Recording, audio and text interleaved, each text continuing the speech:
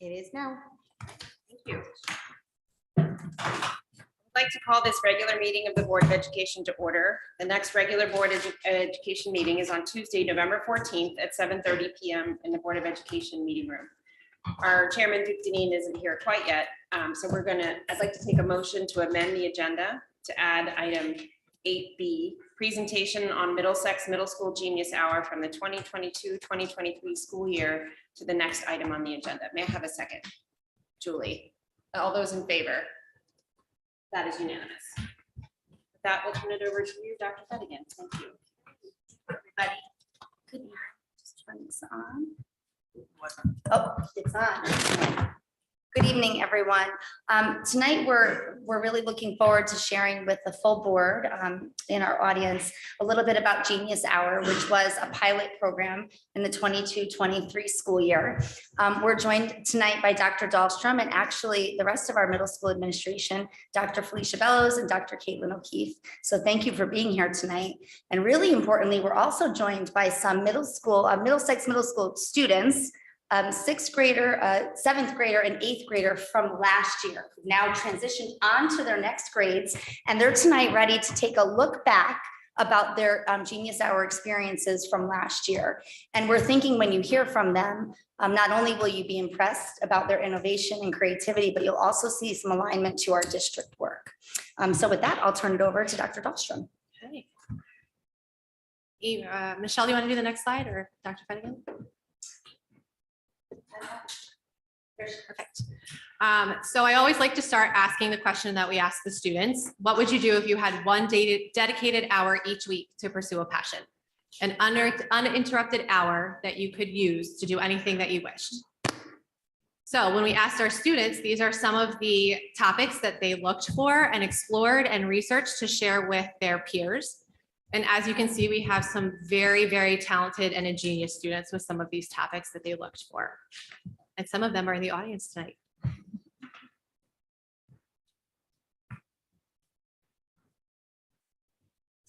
So tonight, just a little bit about the arc of what we want to share with everyone. Genius Hour is, as we've talked about here, an enrichment model. It really is a school-wide enrichment model that's accessible to every student, grades 6th, 7th, and 8th grade. We're going to talk a little bit about how this model aligns to our Marion Public Schools mission, and also mission of the graduate. Dr. Dahlstrom will share some details about the implementation and some lessons learned from the first pilot year. We'll talk a little bit about the concept in this Genius model, which really speaks to learning as an iterative process and learning as something that really helps us focus on not only product, but process and skills that are developed as we learn. Again, Dr. Dahlstrom is going to talk to us about feedback from the 22-23 pilot year. And we'll also demonstrate some connections to the board goals and strategic plan. And you'll be hearing very soon from our 3 students, Elliot and Victor and Kayla. We'll be also probably showing you a little bit, it'll be a little show and tell about what they learned. So what is Genius Hour? This was a short video that we had shown to staff when we introduced the concept of Genius Hour to Middlesex. It gives a little insight into the purpose of Genius Hour and the connection to the vision of a graduate.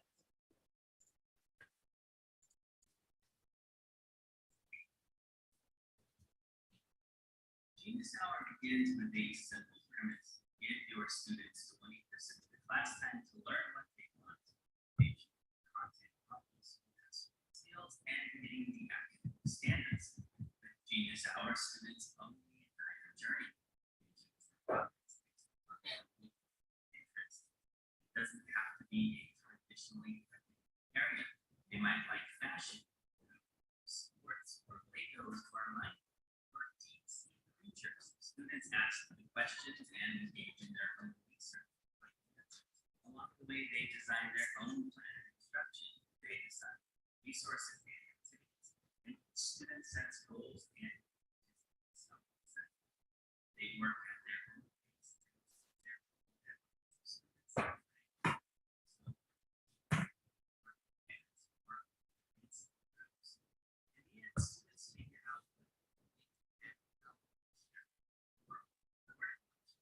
It's not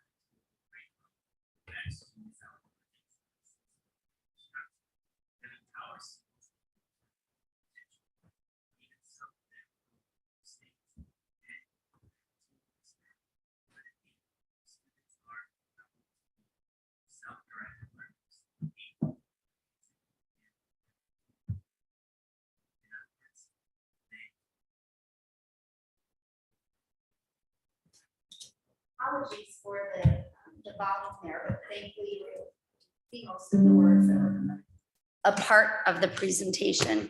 Do you want to run that again or? Is that okay? Yeah, I think we're in fine. Okay. Yeah. Genius Hour begins with a simple premise. Now they heard it. Yeah, thank you. Actually, I'm glad that you were able to see some of the words there because some of the words that were played through that video really speak to the words that are actually really explicit on our Darien Public Schools vision of the graduate. And one of the things that we talked about in our recent curriculum committee meeting was that this model was originated with companies like Google and 3M, those kinds of corporations and industries that provide their employees with 20% of time to really think about how they can innovate within their field and beyond.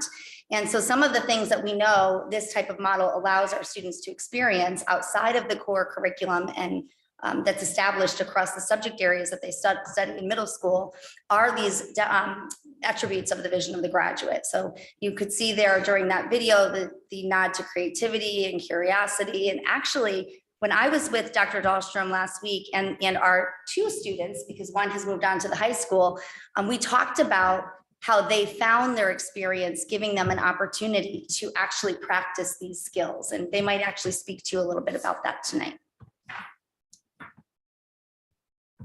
So why Genius Hour? As you can see, it provides students time to be inquisitive and curious about their learning. It's time for them to work on what's important to them without the fear of getting it wrong. And it empowers them to be fearless learners. Genius Hour also enhances motivation through autonomy. The students are entrusted with the choice and freedom to make decisions regarding their learning, the purpose in choosing the reason for their learning, and the mastery when they are able to become the expert in their learning. It embodies authentic learning that allows for trial and error while being purposeful and student-centered.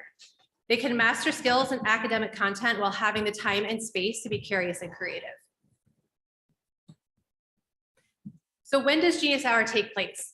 This year, as you can see, we circled it to look at a student schedule. It will happen during one flex once a week for a single marking period. It does not impact any of their academic classes because it was one of their home rooms and it will rotate throughout the week. So 1 week it'll be a Monday, 1 week it'll be a Tuesday, so that students aren't consistently missing one of their specific home rooms. And it's only for a marking period this year. At the very end of the marking period, we will have one extended flex where the other grade levels can come down and have a true Genius Fair type of atmosphere and see what their peers have created. As Dr. Fettigan mentioned, we really focus on the process over the product. It really focuses on the learning for the students. And it's a scaffolded model where the students dive in together with the teacher to explore Genius Hour, discuss what a passion is, and how to create a research question. And then they are letting go, where the students are discovering and researching their passions on their own. It lends itself to experiential learning, which highlights not only the product or the concrete learning, but moreover, the value of the learning process. During the process, staff facilitate lessons for students to understand inquiry-based self-directed learning, and then students receive and reflect on feedback from peers before completing that final presentation. So why Genius Hour in middle grades? Genius Hour allows students to practice independence and responsibility in a guided, non-threatening environment. It really allows for personalized learning.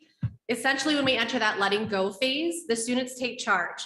Their learning is uniquely and perfectly suited to their own independent needs.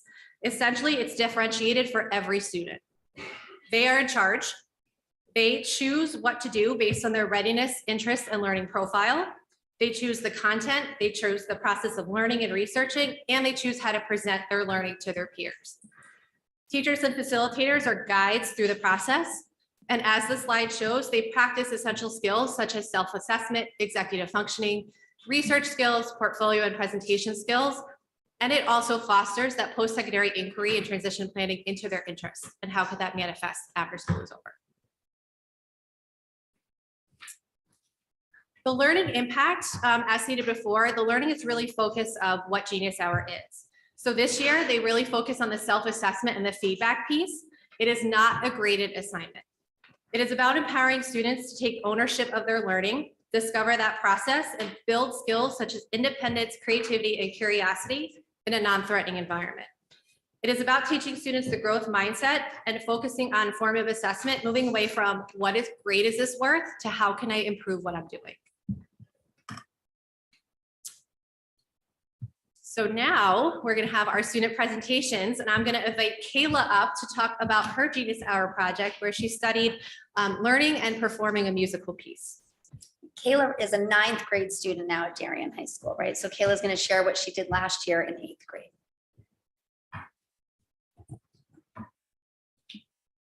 Hi. Okay. Hello, I was an 8th grader at MMS last year, and today I want to share with you about my journey through the Genius Hour project. Initially, I thought the idea was stupid. I couldn't understand why they wanted us to find a passion, and I thought it was really silly. But as they say, don't judge a book by its cover. And as I got deeper into the project and found a passion of my own, my perspective started to change. My Genius Hour project was all about learning to play a beautiful piece on the piano called 1,000 Stars for You. At first, I thought it was just something I had to do, a task on my to-do list, a chore. But as I started practicing and delving into the music, I found myself looking forward to it every week. In fact, I couldn't wait for Genius Hour. Every time we had Genius Hour, I would eagerly approach my homeroom teacher, Mr. Romeo, asking for permission to head to the band room and practice that piece. It was no longer a chore. It was an escape from the daily routine. This project had transformed from something I was forced to do into an activity that brought me stress relief and joy. In the end, my Genius Hour experience taught me that sometimes you might not know what your true passion is until you give it a chance.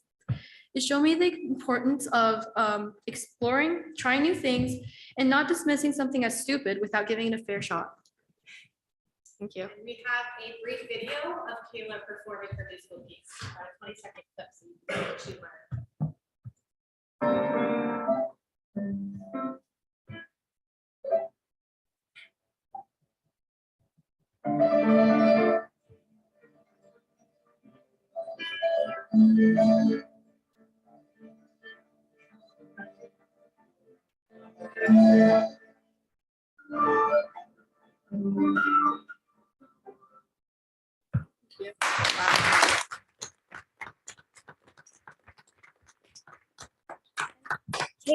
Kayla, you were recently performing the Darien High School beginning of the year event, musical event, right? The autumn event? And you were playing a strings instrument that night? So this was a new passion project for you, piano. Beautiful. Wow. I also just want to highlight in some of my conversations with Kayla that she's very modest, and she actually had a couple of friends that joined her and they tried different accompaniments of the same song. They tried it on different instruments. So it was really a passion project of hers and a couple of her friends as well. And I believe that you met some new friends that you didn't know prior to this project. Yeah. So it was a very nice thing that she was able to connect with other students that she might not normally have connected with. And next I have Elliot Ridley, who's going to share the engine that he built for his Genius Hour project. Elliot is now an 8th grader at Middlesex. Okay, this thing is on, luckily. Okay, so my name is Elliot. I'm currently in 8th grade on the Maroon team, and today I'm going to share, well, how I got here to be presenting to this amazing board event. So at first, Genius Hour, a lot like Kayla, I thought that it was gonna be a complete drag. You know, not fun at all. Just another burden that school would do. Nothing really exciting. And then after a few lessons, I realized Genius Hour's purpose is for passion, what you like. Maybe I should use that to my advantage. And then I also realized that my main hobby is cars and engines. I'm an absolute nerd about it. It's almost not even funny. And then I realized that cars and engines not particularly curriculum based. So this project would be me and me only. No, thank you, teacher. And so let's start with why I decided to do this engine. I built it over the summer with my dad, and it's a really, really realistic example of what is under a car and what powers it. And I do quite like doing things with my hands, as long as I have an instruction manual. I'm not one of those boys who just goes, oh, there goes the instruction manual. So I need one, and so I kept on working on it. I researched each part, and then I also discussed with my all-knowing dad about how every part works and with each other, until I had a complete project, plenty of research, and I felt confident. And then so when I was actually presenting it, I don't know whether you've noticed, but I've had a stutter, and I've had it since 6th grade, and it has been very mildly prohibiting to how confident I am with my presenting skills. So I definitely had that little sense of doubt just in the back of my mind going, you can't do this, Elliot. You can't. But actually it ended up going really well. I think the teachers absorbed it nicely, the kids absorbed it nicely, and I was proud of myself. And then so I didn't really think much of it. I didn't think that it would do that much. I thought that I presented it and then I was done. Until I had the assistant principal come right up to my lunch table when I'm just minding my business with my friends, and she goes, "Okay, can you present your project with the Board of Ed?" And I said yes, and then I realized, you said yes, Elliot. You said yes. And I was like, okay, I'm gonna do this. And then so looking back for my Genius Hour project this year, I'm planning on sticking with the whole car and engine thing. Although sadly I cannot bring my engine to school because it needs alcohol and fire. because Mr. Dahlstrom cannot, Dr. Dahlstrom cannot trust me with fire. Although I can't trust myself, so I totally get it.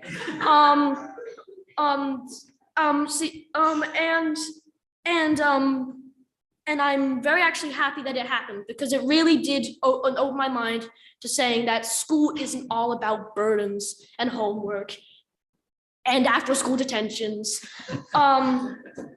It's about just having fun and maybe just that tiny element of doing what you like. Now, before I hand the microphone off to Winter, would any of you like to see the engine actually working and run? Yes. Well, obviously, I don't have fuel because, again, another fire hazard. Today it's all in this little case in the back called a lithium battery. And then I don't know if you can see, but this lithium battery is connected to this, which is moving a really big wheel there, which is moving the pistons, if any of you are mechanics, up and down, and then there would be something called gearbox connecting, and then providing power to the wheels. And there you have it.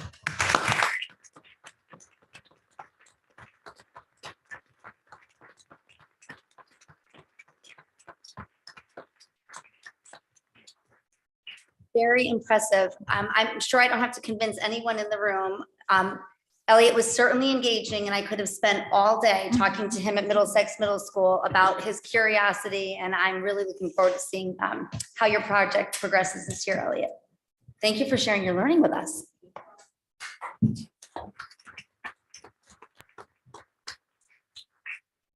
And lastly, but not least, I have Miss Winter Bolton, who's going to present about sustainability in the cafeteria and actual changes that she made to Middlesex with her Genius Hour project.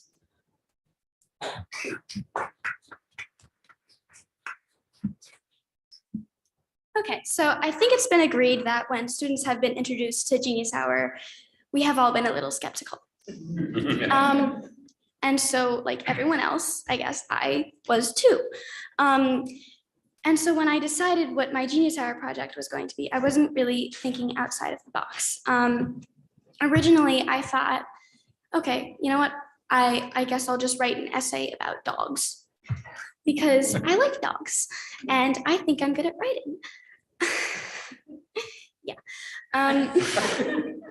But then when I heard about what my friends were doing, I think one of them was doing this whole slideshow about homeless shelters. And so I thought, whoa, this is like this is like a big thing. Like, I should take this seriously. And so I thought, okay, I will. I decided, okay, trash in the ocean is a big topic, and I wasn't interested in that topic at the moment, but it'll make me look smart, and I mean, it'll make me take this seriously. And so I thought, okay, all right, I was pretty much still building off of my original idea. I thought I would write an essay on trash in the ocean. But then I realized that there was this big problem that was sort of like sitting right in front of me, which is that Middlesex Middle School's cafeteria uses an unnecessary amount of plastic in the cafeteria. And so I decided to go off with an easy project, an easy fix, which was I could take, well, so in the cafeteria, they sell little cookies, right? And they're sold in little plastic baggies. And the bags are not needed, they're unnecessary. And so I thought, okay, we can easily find another way of selling these. And so I emailed Dr. Dahlstrom, and I basically complained to her about all the trash in the cafeteria. Luckily, she emailed me back, and she said that we would talk. And I thought, okay. And so then eventually we did. And I told her about how the cafeteria uses plastic water bottles, and like the main lunch is sold on styrofoam plates, which is unneeded, and how the cookies are being sold in little plastic baggies, which is also unneeded. And so I talked to her, and she said, okay, we'll find a fix. Which wasn't hard because I already had an idea. Excuse me, which was instead of selling cookies in little plastic bags, we could sell them on little trays that were reusable and didn't need to be thrown into the trash. And so we fixed that. And this year, the cafeteria now does not sell cookies in little plastic bags, and they're sold on reusable trays. And you can thank me for that.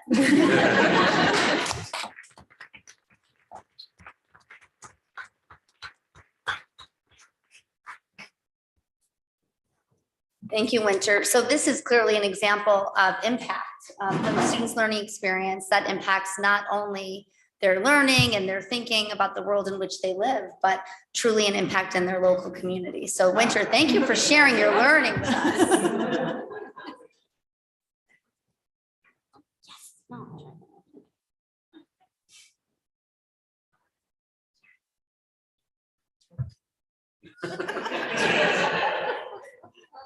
As you can see, an example of the trays that we have in the cafeteria. We also have plastic bins that they pull the drawers out, and they're restocked every day so that students don't have to have the extra plastic in the cafeteria. This is spectacular. Whenever somebody presents a problem and comes with a solution, it's always wonderful. And from Winter's conversation with us just the other day in Middlesex, we know she has her eyes on fixing other things. So this is probably not the last we're hearing from Winter. No. And we're grateful for that. Nice job, Winter.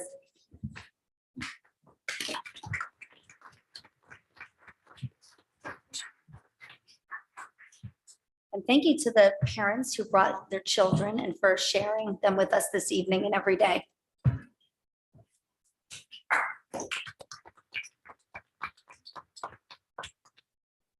Duke, did you want to open it up to board questions? Sure. Do you want to go through I think there's maybe two more quick slides. Sure. Just to Sorry. quickly go through those. And perhaps some milk to go along with the. I know. That's the one thing we did forget. So just a reminder, we did share with the Board of Education earlier in the year that one of the things that we were so excited about with our convocation was Mr. Ron Berger, who came and spoke to our entire Darien Public Schools staff. He's written several books on the kind of teaching and learning that's really interdisciplinary in nature, that aligns to standards, but allows children to not only meet and exceed standards, but also practice these really important skills and the attributes that would be embedded in our vision of the graduate. And he talks about the work of honorable teaching and beautiful work. And the idea of beautiful work is that it's beyond just,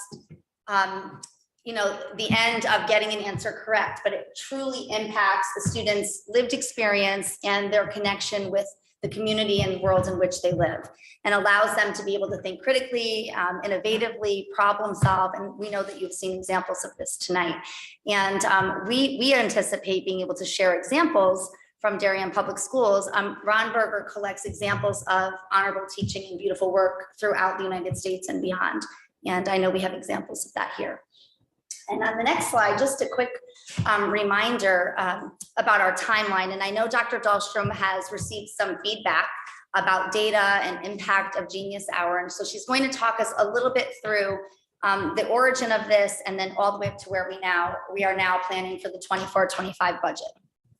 So just very quickly, it was presented to the board in 21-22, again, because we thought it was a great fit for middle schoolers and developing those skills, and implemented last year as the pilot year. The feedback was, as we talked about, slightly minimal. There was a student representative from every team. So I had a panel of 12 students at the Principals Council that gave feedback. It was also informal conversations with staff, the Genius Hour committee, and informal conversations with students in the hallway. And based on those, we redesigned it for this coming year, which is that whole redesign of it's a marking period instead of a year. They felt that in between each month was too long to connect their learning. So it's going to be week by week for a single marking period, which allows the other grade levels to come down and actually have that true Genius Hour. And then moving forward with some of the feedback that we received, next year, we are really going to promote opportunities for students to use the vision of a graduate like a rubric to kind of look at themselves and self-assess of where do they fall within these competencies? Did they see them reflected in Genius Hour? And did they see themselves developing these as a student?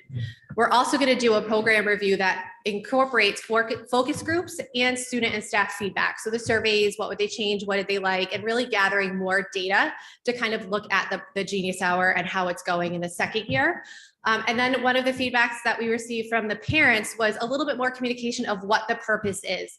They heard some of the curriculum committee meetings and they wish that they had a lot of that information. So we're going to share it through the Friday notes, and we have a teacher panel in November where the parents submit questions, and then I have a panel of staff that answer all things Middlesex, and that will be part of that panel as well.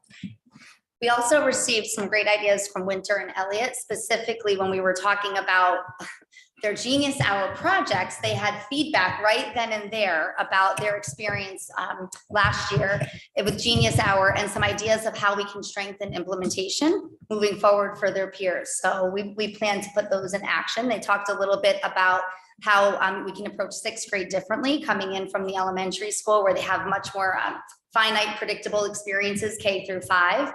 That was a wonderful idea from Elliott. And we also talked a little bit about students being able to be mentors and kind of coaches to help the younger students learn how to think like this, because the school experience doesn't always provide for this kind of thinking beyond the walls and boundaries of the typical scope and sequence of the curriculum. So that in and of itself can be really challenging, that kind of thinking for our learners. So we appreciate that feedback. And we know we'll continue to get more feedback to improve the program as we move forward. And you might be coming back to showcase Genius Hour for the younger grades. Okay. Okay, and that concludes the presentation. If there's any questions or. If everyone's finished with their cookies, I will open it up to the board for questions, comments. Sarah. Thank you. Thank you, Amy. Thank you, Carolyn. And thank you, students, for sharing your work with us. I love seeing all the creative things you came up with.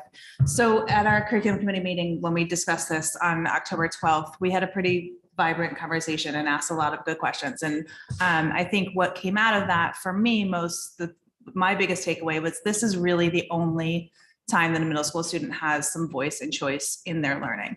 Our middle school curriculum is pretty prescribed, and there's not a lot of, even though we have quote unquote electives, they're not elective, like they're just, they change. Every student has to take the same ones. My other big takeaway was that this Genius Hour allows every student, every learner, regardless of where they fall in their developmental curriculum, their developmental continuum, to be able to access this and to be able to do something of their own. With some may need more support than others, but it is available to every single student in the school, which I think is also something that's very important. And I said this in the curriculum meeting, but I'm very glad that the feedback has been heard, and that I think adjusting it to that marking period will enhance this for sure. So thank you for listening. Thank you, Sarah. John. It's just one follow-up, which Sarah mentioned, is the support. You know, you want this to be engaging, enlightening, fun. What happens if a student gets stuck or you start to see those stress points? Yep. What kind of support do you guys offer? So one of the feedback from the students was one of the things that we're really revamping next year is really diving into what is a passion, what is a hobby, how do you find one, how do you turn that into something that you can actually pursue. So we're really going to spend a lot of time going over that aspect of the students before we let that letting go phase of researching. And that was feedback from our wonderful students that they wish they had a little bit more time to understand that. And then if a student's stuck, that's what the teacher's there for, as a facilitator. And we also found that students that might seem stuck found that other students in the class had similar passions and were able to pair up or form a small group, and they didn't necessarily have to do it on their own. So they were able to find other avenues to complete this and have time to actually build relationships with peers while pursuing something they're interested in. Of course. Questions or comments, Robin? I think this is a great program. I love the creativity of it and the chance for students to do something totally different and explore. And this is a little bit of a tangent, and I don't know if this is quite appropriate, but it reminded me of the science fairs, the science projects that I had in 5th grade, 6th grade, which were also a huge exploration process and an ability to kind of, experiment, figure out what your question is, solve it, present it. And it made me wonder, is there also potentially an opportunity at some point, I don't know if the schools have already talked about this, but for instance, to help incorporate something similar to this in a more structural way within our curriculum, for instance, in science class, for instance, or, maybe in 5th grade where the science curriculum is not quite so structured as it is in 6th, 7th, and 8th, to give the students an opportunity to do a project. And it doesn't have to be the kind of county fair kind of massive scale that I think, used to happen in the past. But I personally had found that to be a milestone, which I still even think about as my kids have gone through school. And I remember the experiments that I did as a kid. And I love what these kids have come up with. And I think that could also be a way to further tie into what we're doing with the vision of the graduate and kind of instilling that creative thinking and independence. And I'd love to get your thoughts on that. And I know this is a little bit off out of the blue, but. No, I think that's a fantastic idea. I know I have met with Julie Droller a little bit about that in the IDEA program, and that's something that Dr. Fedigan and I have kind of talked about preliminarily. But something that we have focused on Middlesex that we started last year is choice and assessments when it's applicable, so that the students have a way to show their learning, not necessarily with an essay or a test, but sometimes there are units that allow them to have a choice of showing their mastery. So this is definitely something that we can look at components of this and how it would fit into the curriculum to allow them more of that opportunity to actually showcase their learning. Yeah, if I can just add on 2 points to that. I'm really grateful, Sarah, that you brought up the concept of accessibility for all. And one of the things that Shirley and I are looking at is how this type of learning experience can really provide another opportunity for universal design for learning when we're looking at our curriculum. There is an opportunity called Invention Convention that we're looking at for not only the IDEA program, but I think it's something that all students should have access to. It does align very nicely to the vision of the graduate, and students can innovate and compete in the state of Connecticut and beyond. So that's something that we'll look at. And just in general, the science curriculum and how there are shifts in instruction to match the NGSS standards. Those are really about having a driving question and engaging in inquiry. And I know that soon we'll be having Christian Dockham here. We'll share a little bit about that curriculum 612. So there should be some ready examples there of not only the standards and the instructional shifts, but what student work looks like. That should also show you some attributes of vision of the graduate. So we'll look forward to sharing that with the board. Thank you for that question. Jill. Thank you, guys. This is lovely, exciting. On the next steps, one of the things that I really appreciate that you all put in was that concept of reflecting and self-examination, that meta work. One of the things I'd love to understand is when we think about it also, how are you thinking about it? Is this something that's really just specific to the middle school? There's a unique opportunity, or it's a little bit related to Robin's question. How are you thinking about this through the lifetime of a student? And I'm tying it to vision of the graduate because you've tied it here, but I'm curious from a not just a reflection, but from an academic progression perspective, what the thinking is and what the opportunities are. Thank you for noticing that. So one of the first things that struck me when I learned about the MMS implementation of Genius Hour is it is a prime time spot for, again, demonstration of vision of the graduate. And vision of the graduate work really, in many districts, I think because it's come out of NEASC, is initiated at the high school level or the 6-12 level. This was a natural spot for Middlesex Middle School to enter into that work, but really vision of the graduate needs to be practiced and experienced with our learners beginning with ELP. So as we look at curriculum writing and curriculum revision, we will be looking for opportunities that reflect this kind of teaching and learning experience that happen naturally within the curriculum across ELP grades K through 2, 3 through 5, 6, 8, 9 through 12. It'll look obviously a little bit different in each grade level band, but will certainly be aligned to the standards and aligned to the attributes of vision of the graduate. When I mean the standards are really the skills beyond that. Okay. Can I just add one thing to that? I think also if you spoke to the department heads and they're not heads, they would speak to project-based learning, and probably you'd have a conversation in all the disciplines. It may not be defined as a Genius Hour, and they may not pose that wonderful question you pose, Carolyn, which is what would I do with that extra hour? Yep. But I think you'd find it inherent in the different disciplines. Whether it's essay writing, whether it's a humanities project, whether it's a science project, that they're looking at that opportunity. But it's a question that we could certainly ask, and I think department heads would be delighted to respond to it. Thank you. Dennis. So kind of thinking on Elliot's engine that he built, is there a budget that we need to approve to allow students to buy materials for this program going forward? Or is that just done from parent interactions and things like that? Nope. So there was a budget that was presented in 21-22. It's about $10 to $12 a student because a lot of them did do things that Winter did the cafeteria. A lot of them did presentations. Some of them did building engines or video of demonstration of piano. So what we found is that students had the ability to choose how to present their learning. And so that was kind of a great budget for us if the student wanted to do a poster board, if they needed a couple materials to build what they're doing.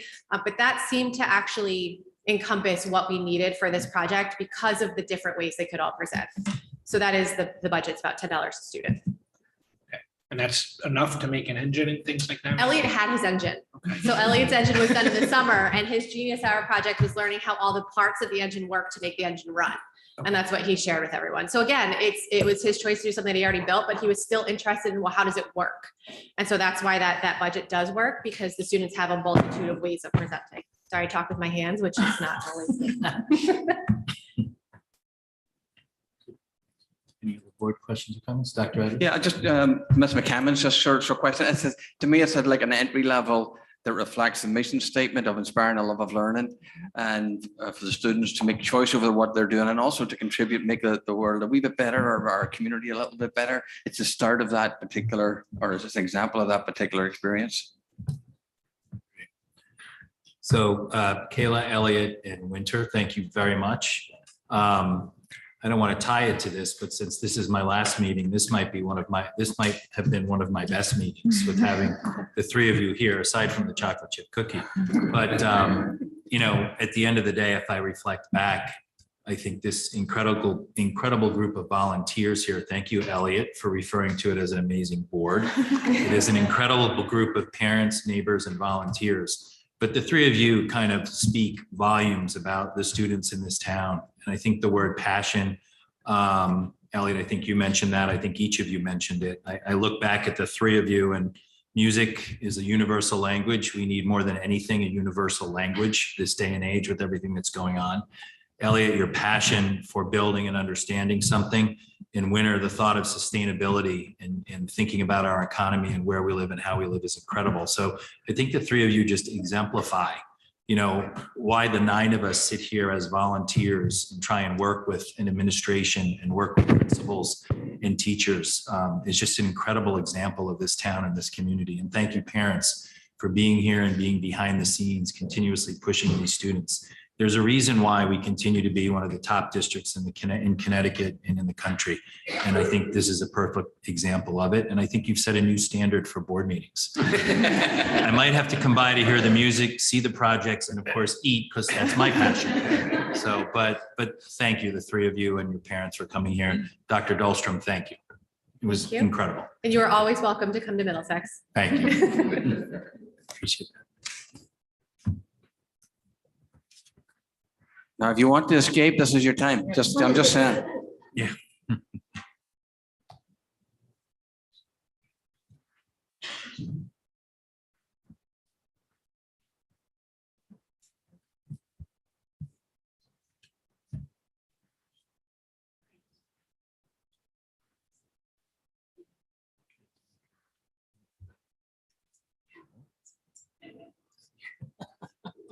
Well, that's a hard act to Bravo. follow. It's a hard act. Setting some new standards, Dr. Fedigan.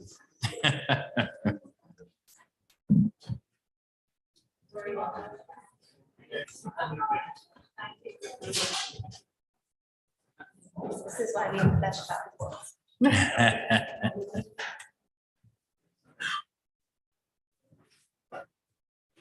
So did Mr. Sini disappear on us?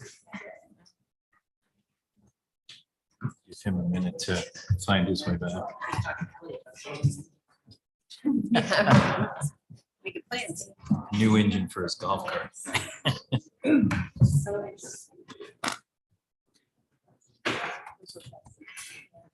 so different, one passion, one project. So again, an incredible way to start out the board meeting. So I apologize for my lateness. There's nothing like traffic on 287. So thank you, Jill, for filling in.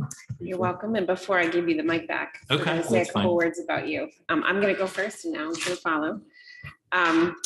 Tonight marks the end of Duke's 9 years of service on the Board of Education. 9 years is long. It's too long to fit in a few short words. So Duke, we're gonna need your help. We'll have to borrow a simplifying technique and put this in Duke-ese, short and to the point. Duke, we're gonna miss you. Thank you for the countless hours you have put into service on this board. You've been our chair for the past 3 years while you concurrently chaired the Oxbridge Building Committee. You formerly served as vice chair and facilities chair and were an active member throughout. Sarah and I reached out to current and former board members for a few comments. Overall, your focus on student voice and experience, as we just saw from him, top quality facilities and relationship building within the board, among the boards, and with staff and administration means you have left a legacy for our students and their families for years to come. While we will miss you, we hope you'll miss the board. Even though that means meetings ending late in the night, early morning subcommittee meetings, and negotiating meetings that start in the evening and end in the early morning hours. We did hear you were not a fan of mid-negotiation calisthenics. Yeah.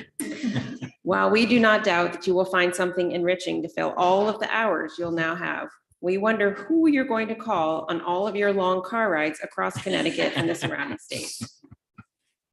We'd like to end this tribute to you with the place where you begin. Duke, you've always insisted that we lead with the students first. In honor of your focus on children and their families and their foundations, the board has donated to Tiny Miracles in your name. Thank you for your service and all the best from us and from many of the members with whom you served previously. Thank you. Thank you.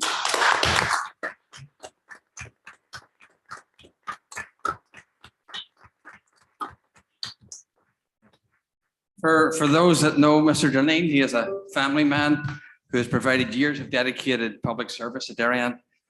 I would say the chairman's time in the Darien Fire Department probably came in most particularly useful as the chair, where he's called upon to put out a few fires of his own along the way. As a banker by trade, Mr. Deneen has overseen and ensured fiscally responsible budgets and has been a strong advocate always for all students. The chair has skillfully led the board through the pandemic and building committees, building projects, and significant district improvements. His actions and support for student programming support his simple vision that schools exist for students. It is no secret that the relationship between a superintendent of schools and a board chair is unique. I've always appreciated the chair's public support to do the work, while all the time holding the superintendent's feet to the fire, which is not always an easy needle to thread when you have two opinionated Irish Americans in a room. Mr. Chairman, I wish you well. I thank you for your significant contributions over the past decade to Darien students as a board member, vice chair, and chairman of the Board of Education. Congratulations on a job well done, and may the road continue to rise to meet you along the way.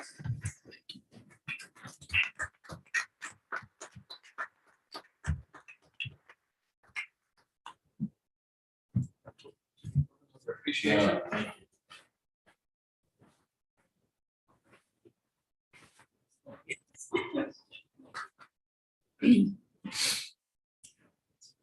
Okay, for your walk. I don't understand.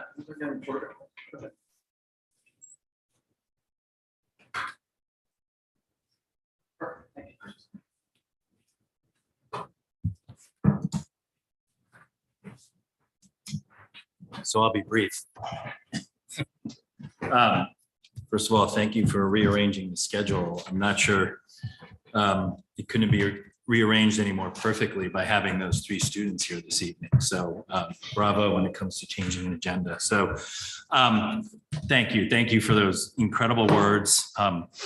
Thank you for that donation to Tiny Miracles. That's an incredibly generous donation. I appreciate that. My words are simple, just thank you. It's been a pleasure. It's been an honor. I think the students here this evening just summed it up. You know, being a parent and seeing my kids go through this school district and seeing where they are now gives me great satisfaction of all the hard work and the dedication that this board has done and the previous board members and chairs have done, and the dedication and the hard work of you folks sitting in the audience, whether you're parents that continue to participate on a daily basis or whether you're principals and teachers and staff. It's been an incredible journey. I think back and I can publicly blame Katie Stein for getting me involved, saying, I've got something I think you could do. So thank you to my friend Katie Stein and all those folks that I've worked with over the last 9 years. It's been an incredible journey. But again, this is a board that's a volunteer board of parents, neighbors and friends. And I think it truly speaks to the community that we live in terms of the volunteerism and the service that's here. I just need to do a shout out to the other town boards, our first selectman, Monica McNally. Great partnership with her. I literally speak with her on a weekly basis to stay in touch. Our partnership with Jim Palin and the Board of Finance, Steve Mulvaney in Planning and Zoning. It cuts across everything in terms of our building projects and everything that we do. And of course, the RTM, Seth Morton, Jack Davis from F&B, Ed Washeka from RTM Education. I'm sure I forgot some folks in there, but it is a true partnership. And I think as a board, we've worked hard to work in conjunction with the town to continue to deliver the best education to our students.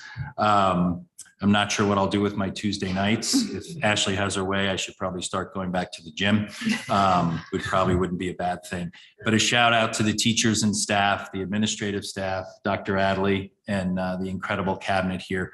Thank you so much. It's been a pleasure and an honor. And I wish you all continued success. You're going to do incredible. The key is to stay focused on the students, which we'll continue to do. And the key is to listen to the students. And to wrap up my tenure by listening to the students this evening just kind of is the perfect finale. So thank you. Thank you very much from the bottom of my heart.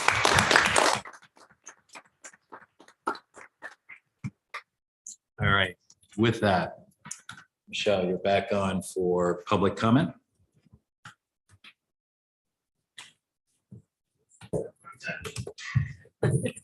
Good Oh.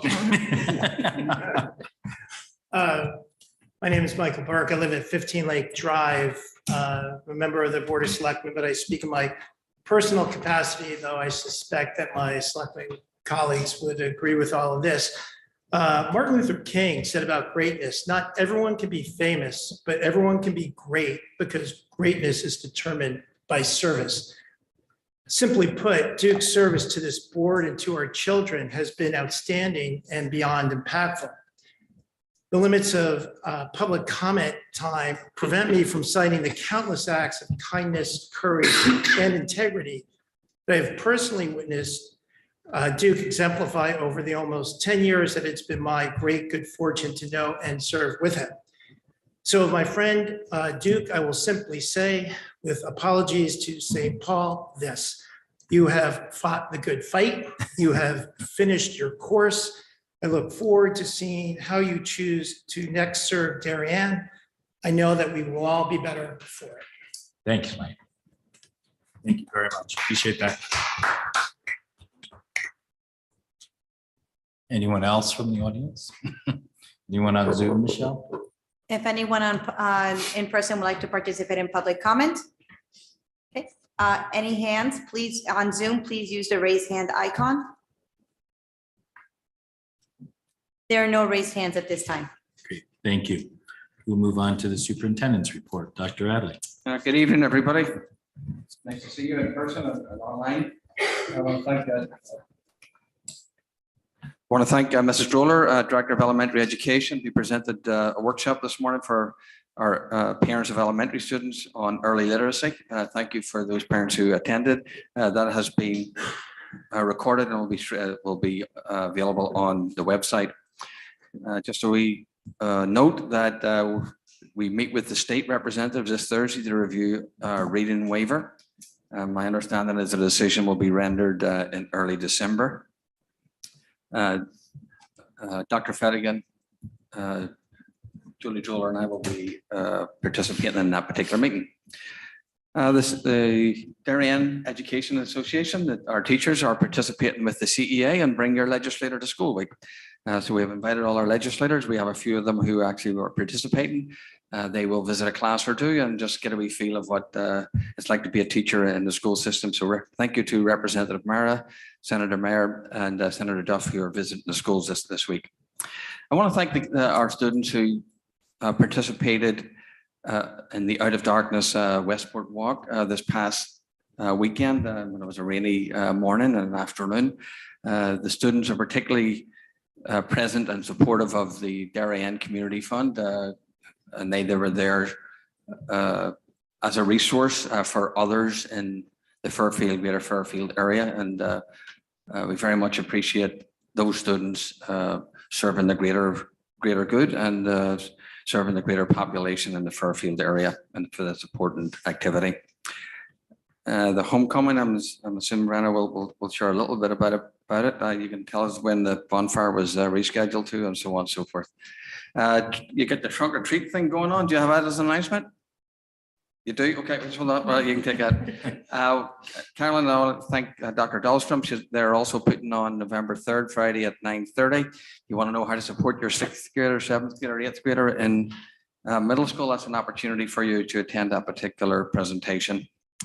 I want to share that we have submitted a proposal to the Darien Foundation to fund the auditorium video wall that we discussed as a capital project last year, and they're taking that under deliberation and consideration. And just so we note that we have Michigan and Boston College don't always show up at the high school in a particular week, but that is the girls alumni lacrosse. We have, I think, our 6 former FCIAC stars who will be appearing both for Michigan and also Boston College. So if you're interested in that, you can attend at 1 o'clock in the afternoon, and also Darien's DAF will be videoing it live. Just a reminder that next week, the 2nd is the curriculum committee, 3rd is the communications, and the 9th is the first facilities committee. Thank you. Thank you, Dr. Adley. We move over to student representative reports. Looks like Swaha is out this evening, but Brenna, good to see you this evening. Hello, good evening, everyone. Thank you to Dr. Adley for providing a nice preview into some of the things that we have going on at our school right now. So it is that time of the year again, and the PSAT is rolling around.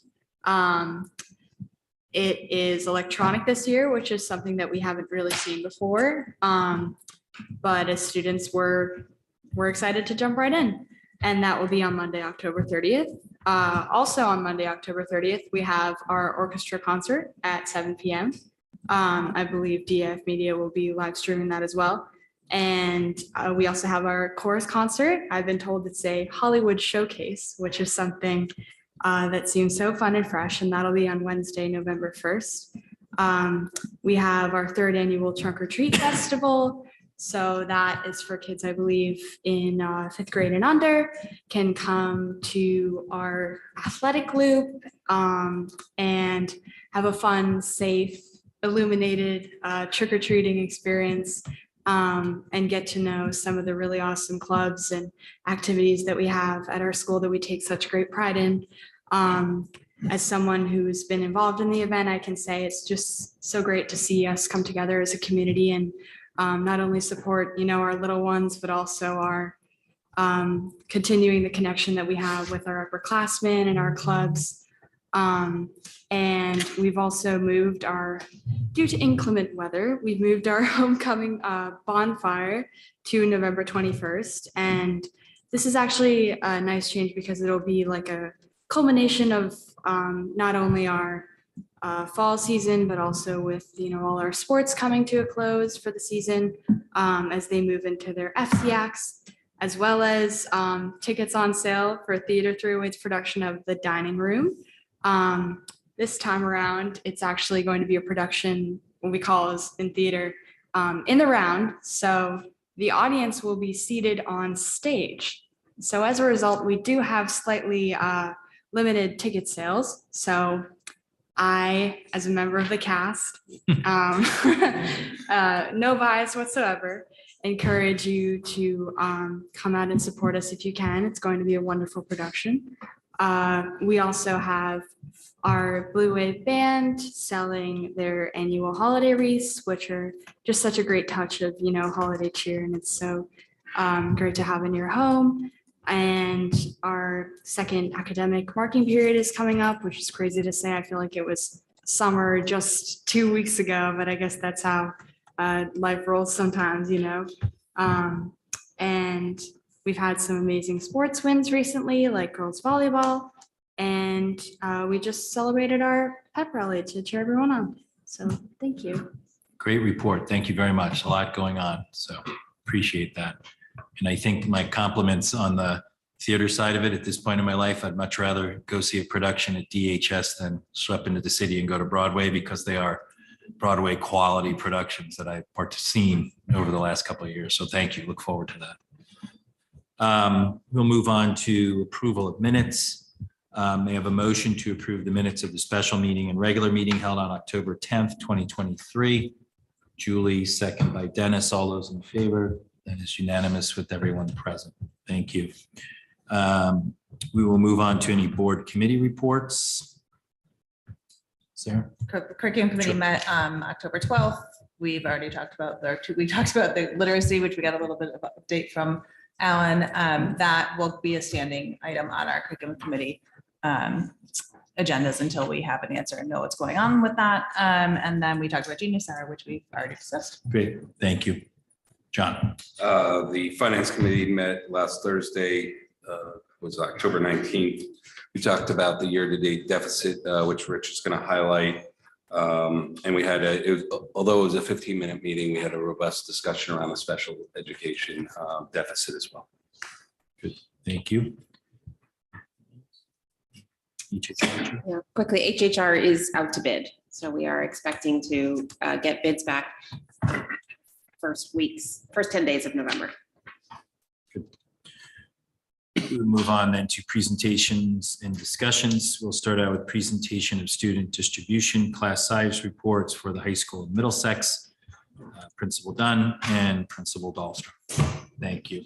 Good evening, Principal Dunn.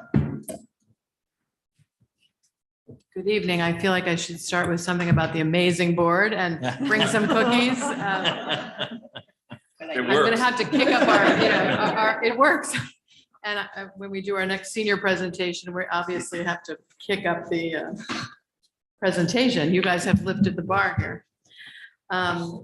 So I'm going to introduce Mark Mazzoni, who has taken over at the high school the master's schedule position, which was filled by Mr. Ribeiro for many years. And I have to share with you before we start that the science teacher and the math teacher made a slight mistake with our denominator. So we have a few pieces of data to change. So we're modeling. When we make a mistake, we come forward and share it with you. And so just quickly, he'll share with you on the slides, you'll see a red mark on a couple of the areas impacting our mathematics and our social studies, average class sizes.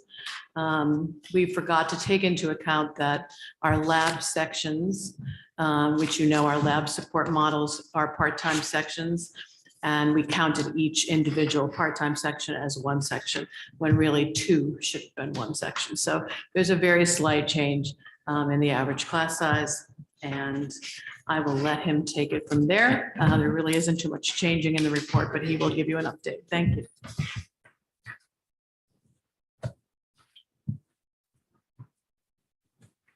Thank you, Ellen, for the introduction. And I think I should start by apologizing. I have not come to share any talents about learning a piano or making our DHS cafeteria more sustainable. And I'm not an engine builder or stand-up comedian. So I apologize. But I did come to talk about some numbers with you guys. So I apologize in advance for that. So jumping right in to table 2, everything in yellow is new this year. So you can see all of our disciplines on the left column. And then as we go to the right, the total number of sections in that discipline, followed by the total number of students rolled in all of those sections. You can see the breakdown by interval with how many sections fall into each interval.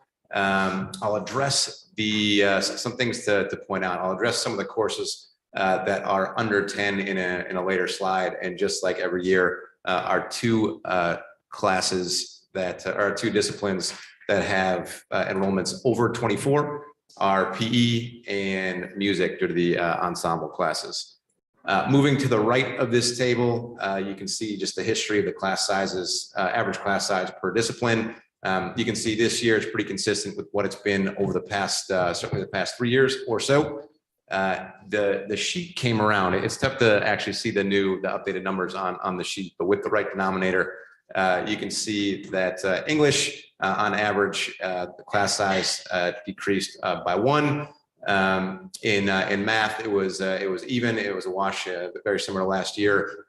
In foreign language, decreased by 1. In social studies, increased by 1. And in science, decreased by 1, likely due to the 0.5 increase in FTE for this year.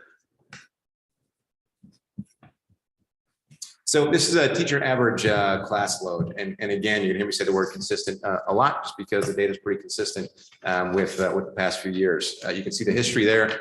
Some things to note, English decreased, the caseload for teachers decreased by 1. And again, the red is updated with the right weighting on our lab classes in English, mathematics, same average class or caseload as previous years.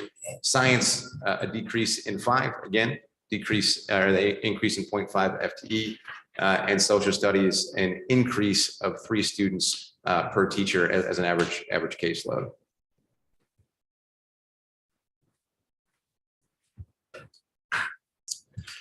So this just shows the percentages of our sections, of our total sections that fall less than 16. This doesn't include special education classes. The percentage of classes that fall between 16 and 20, 42%, and the percentage of classes that fall above 20 for the total enrollment at 38%. If you look at the past couple of years, last year that number was 40%, the year before was 36%. And so again, we're being pretty consistent with how our classes have been falling based on each interval. The number of small classes under 10, and this slide can be a little bit misleading just because our lab classes are intentionally under 10. So if you look at the social studies, you can see that there are 5 total sections listed as under 10. Those are all lab classes. And so the vast majority of our classes, again, are above 10. There are some special circumstances and special scenarios, but these are largely due to our lab classes. This, I think, is the easiest slide I'm going to present to you. We have 0 core classes that are above 24 students. That is down from 1 last year. So I guess progress is progress. And counselor student load, at the time of this report last year, our total enrollment at DHS was 1,416. At the time when we made this data, it was created this data, it was 1,400. So the counselor load is down by an average of 2 because we have 8 counselors, but again, pretty consistent over the last number of years, and also consistent with the total case loads of our counselors in Fairfield County. So just a couple bullet points to recap before I take some questions. The mean class size has been pretty consistent over the last number of years. No class size above 24, and our counselor caseload has been consistent as well.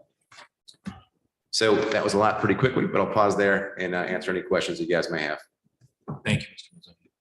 We'll open it up to board questions. Robin? One quick question. I mean, I was just looking at the class size slide, and I think just going forward, it would be helpful to see the percentage distribution just for the academic classes of the breakdown. So for instance, I just looked at the math of this, as opposed to looking at the total that includes gym and music and art.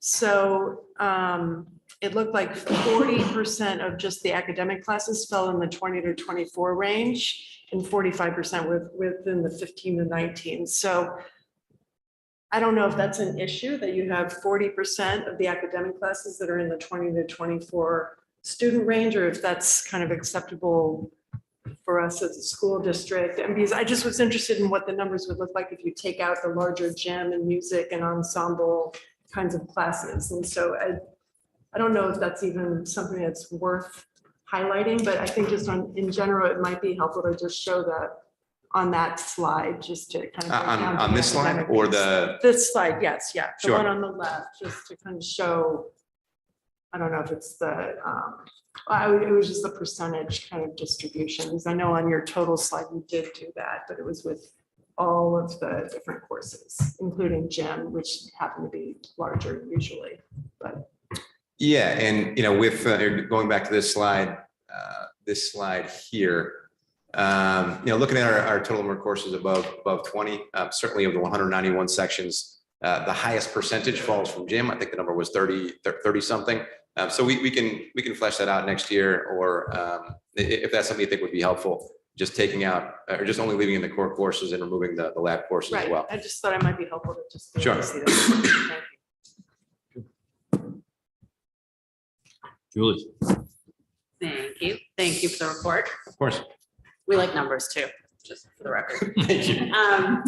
I had a question about caseloads, teacher average caseloads. Okay. Is there a magic number? At what point does it become significant? Because, for example, we're looking at +3 on average, I think, for social studies teachers this year. Is that significant? It may depend on who you ask, but. Sure. Let me Table just 3. find the slide for us here. There we go. So I think I don't know that there's a magic number. I'll say that our class size is falling between 18 and 20 on average is, I think, anecdotally a sweet spot for us. And so the social studies courses increasing, or the caseload increasing by 3. I don't think that's detrimental. I think that still falls well within the 18 to 20 average class size. So I think we're okay. Thank you. Yeah. Jill? Mark, would you go back to the small classes and just talk a little bit more specifically about what some of these exceptions are, please? Sure.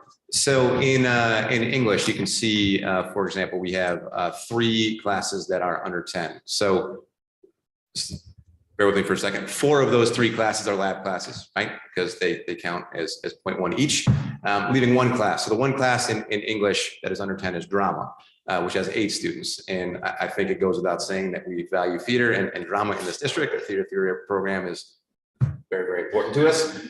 And so that's a class and that's a class we want to grow. And so running that with 8, we know made sense, especially those students in that class.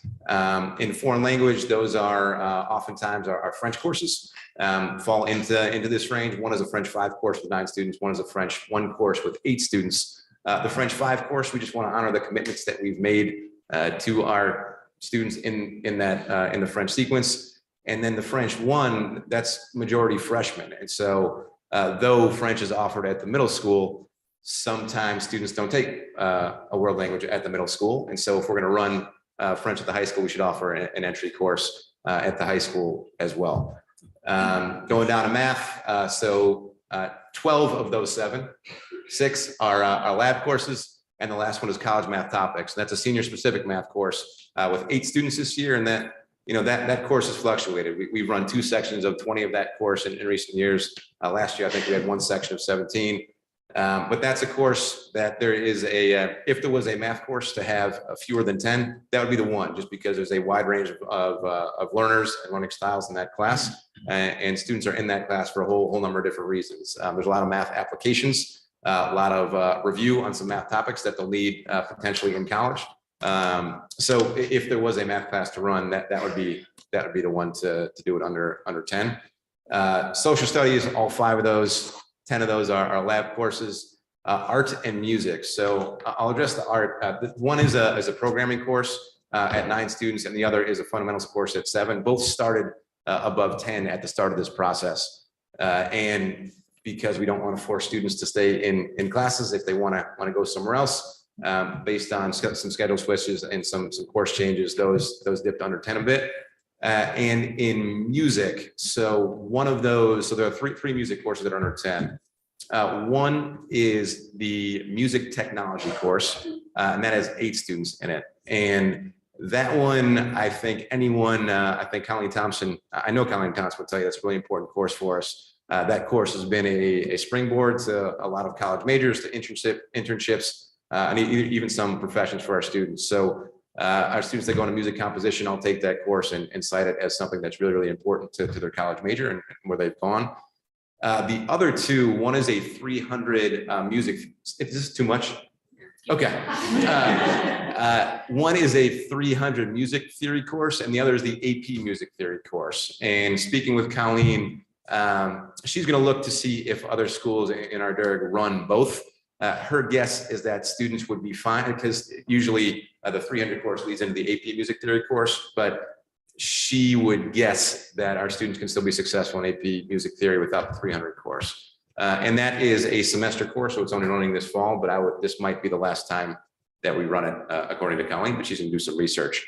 And also, this is the first year that we're offering our guitar course. And so that has about 15 students in it. It's a beautiful thing. If you're stopping by the high school, Duke, you're still welcome anytime you want. I recommend that you stop by that course. And so I think the music department is still figuring out how the addition of that course is going to affect some of their other electives. And then, I guess I've gone this far, one more. So in business, it's the IPI course. So independent projects in engineering. And that's a lot like our ASR course in science. Everything is so specific to the student. I mean, we have a student designing a drone, doing the programming for it, and also designing the actual drone to locate danger and deliver assistance. And I can't explain it more than that. But it's really, really important that we have a small teacher to student ratio, and we know our students and they really, really value it. Thank you. That's helpful. You're welcome. You sure don't want any more details, Jim? This is your first time doing it? Disappointed you didn't name all the students in each of those small classes. I wasn't asked if you were. No, I'm kidding. Thank you, Mark. That was great. Thank you. Sarah. Hi, Mark. Anything that sticks out to you or to Ellen, or anything, any areas that you're concerned about, anything that we should be thinking about as we move forward? Or are you content with where things stand? I think we're in a good spot right now. During budget season, we'll certainly take a look at the big picture and we'll let you know if there's anything that we think we might need support with. Any other board questions? Good. All right. Thank you very much. Thank Appreciate you, it. Alan. Thank you, Mark. Thank you both. Good evening again. I am just presenting Dr. Caitlin O'Keefe, who has become our scheduling guru and will present the numbers to you for this evening. I think you're using guru a little too easily. Okay. All right, so this is Middlesex. So overall, our average class sizes were maintained throughout with a slight dip this year. But usually in a middle school, like I feel like 19 is a really nice place to be. So there were some changes with the smaller and larger classes, which I'll get into more detail in a bit. But overall, class average at MMS has been maintained throughout the last few years, as you could see throughout. So our number of large and small class sizes. So last year when I presented, I don't want to say I was alarmed, but we had a lot of large PE classes, which if you've ever come into our building and saw more than 24 kids in a PE class, it can be a little bit of a hazard. So we were trying to reduce that as much as we could. So you will see that, there were some changes which resulted in a reduction of our larger PE classes.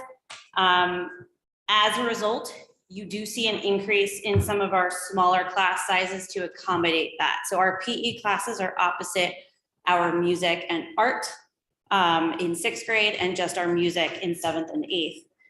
So that did increase some of the UAs to accommodate the smaller PE classes. Additionally, we tried to make sure that we weren't running more than 4 PE classes at once because 100 students in that gym on a rainy day can be a little chaotic. So with that, some of our smaller class sizes also are a result of some of our world language. We're building our Mandarin program, which has been blossoming and growing, but we do have one Mandarin class that it does fall into that smaller class range. Additionally, we have 3 French 2 students. So we have advanced French students, and we had to create a class to accommodate their language proficiency and where they are at. So average class load for teachers has relatively remained the same throughout. As you can see with this, you will notice a slight dip in English. We actually have in 6th and 7th grade 2 larger teams. So we did have added classes. So we were able to get those class sizes down a little bit as well. And our counselor student load, you'll see. So our counselor 1 and 2 is grade 7. 3 and 4 is grade 8, and 5 and 6 is grade 6. We did take your feedback from last year, and we made sure that the division of the alphabet was more balanced, because as you can see, last year there was one counselor had a significantly larger caseload, so we did take that as feedback. So some of the major observations that we made: the teacher average caseload is consistent with the last few years. Our counselor caseloads are more balanced with incoming 6th grade and consistent with previous years. Our class sizes are consistent with the last few years to ensure optimal learning environment. One of the small world language courses is due to 3 students enrolled in French 2 at MMS, which is a high school level course that we're offering to our students. Quarterlies under 10 students were created to accommodate student schedules. And that can be a variety of creating smaller PE classes, accommodating our music choices, and then also our math choices have an impact on our schedule as well. We did notice some math movement last minute, which did impact some class sizes also with the summer placement. We had a lot of kids taking placement tests to try and get into that advanced math track, which is really nice to see. And this actually resulted in an additional accelerated math class in 6th grade that we created 3 days before school. So, and that is MMS. Do you have any questions? Just real quick, I know Mark commented that the counselor load is in line with other districts at the high school. Is it similar? Is it in line with the DIRG? Correct, at the high yes, school? very Okay. similar in line. MMS is a larger school, a larger middle school, but we do have 2 counselors per, which does accommodate for that. Thank you. Katie. Can you just talk a little bit about the PE sizes, the classes that you were mentioning, how large they were, kind of what that threshold was that you thought was problematic and where they stand now? Yep, so in previous years, we had instances where we had a class of 30 kids in PE. Now, all of our, we have one class that is at 29, and then the rest of the classes are 26 or 27 that are falling to that larger size. The rest have all been shifted down into either 20 to 24 or 15 to 19. Julie. Thank you. Could you speak to the 2 world language classes that are over 24? How big are those classes? So they're both 25 and they're both our French 6 classes, actually. We had 2 6th graders enroll and they requested French and I wasn't gonna tell them no. So we did it over enroll by 1 for each. So both French 6 classes. Those are last minute changes. Is that what you just said? Yes, Thank you. late enrollment in the end of the summer. Thank you. Sarah. I'll ask you the same question. Is there anything that you're worried about or anything that we should be thinking about going forward? So anything that sticks out? Nothing problematic. I think that, we've been talking a lot as a team is like what we would like to do moving forward. I think we would like to get and like to have no PE classes over 24. Middle school kids are very unaware of their bodies sometimes. So making sure that we keep those class sizes as small as possible is always a plus. I just had one question about the counselor case, the student load Yeah. for the 7th grade and I guess it's the 8th grade. It still does look like there's a kind of significant difference in the Correct. caseload for those 2 grades. Is that an issue or is there something that you would try to normalize? So one thing that's gonna work itself out as the years come in, we didn't want to take counselors away from students who had already been working with those counselors. And oddly enough, in 8th grade, one counselor got a lot of new students and the other counselor did not. It just luck of the draw with the alphabet. But as we move forward, each 6th grade class, we're gonna make sure they're balanced. So this doesn't happen. Thank you. Any other board thoughts or comments? Great. Well, I thank was you. a social studies teacher doing this, so the math was not a numbers person. So. Mr. Chairman, I'll Yes, just note sure. that okay, our class sizes at the middle school are nice class sizes. Leave it at that. Or not. The class sizes at the middle school are nice class sizes. When you think about our 4th and 5th graders are in classes as 24, 23, you've got average class sizes here below 20 in a lot of the classes. So it's a good thing, but just note that. Thank you very much. Thank you for your presentations this evening. Thank you, everyone.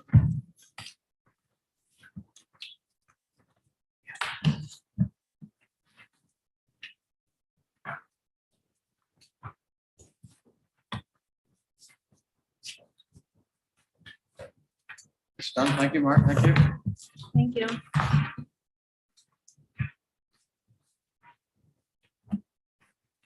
All right, good. We'll move on to follow-up and discussion on advertising.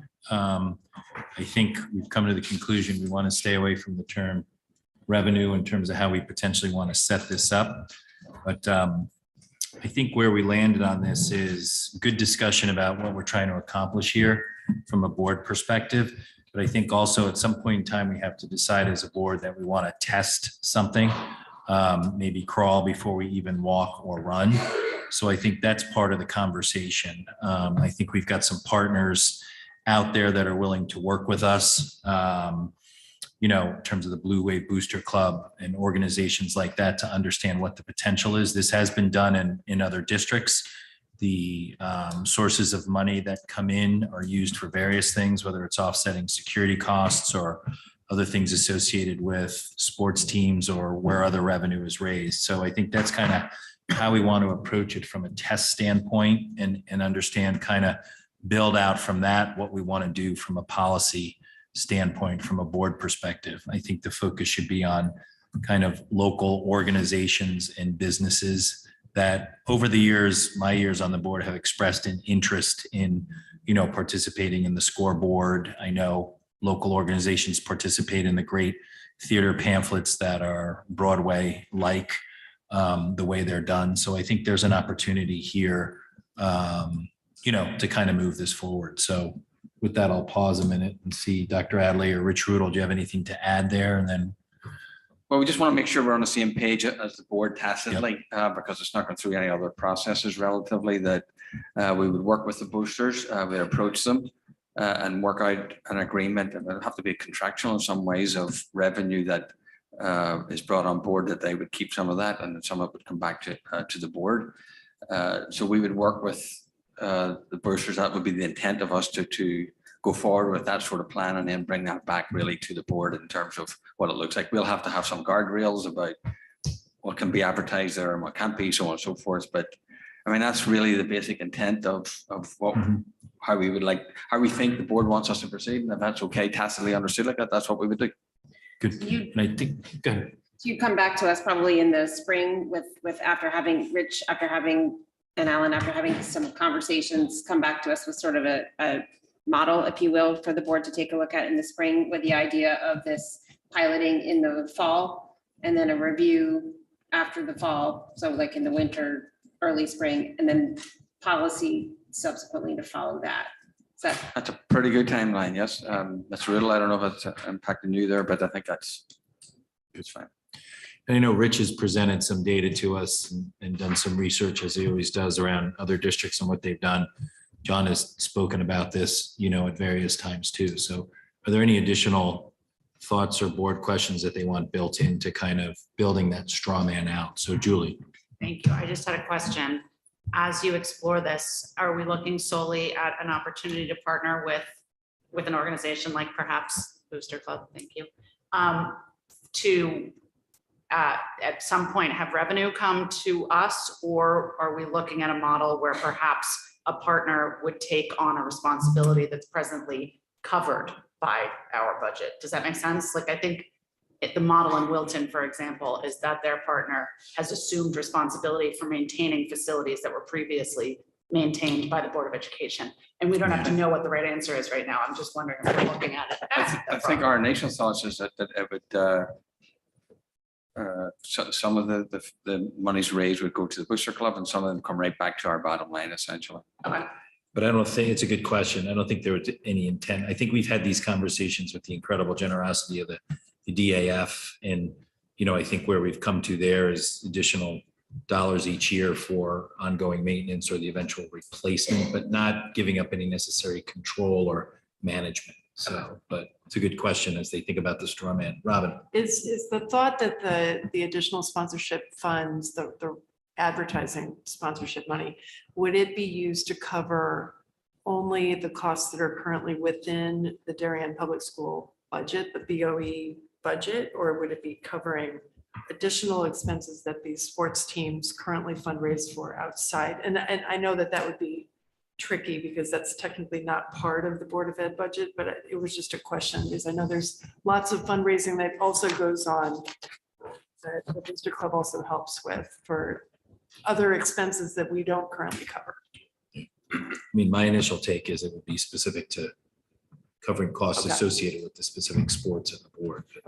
No, I was going to say the exact same thing. I mean, the initial thought also, I mean, there's so many models I've been exploring now, other districts, and I think this is a good, as Duke said, a good start to crawl from. Yeah. I think knowing our partners over there, I think we're going to be pretty amazed at kind of the buy-in on this, and we're going to have to think about how we expand it.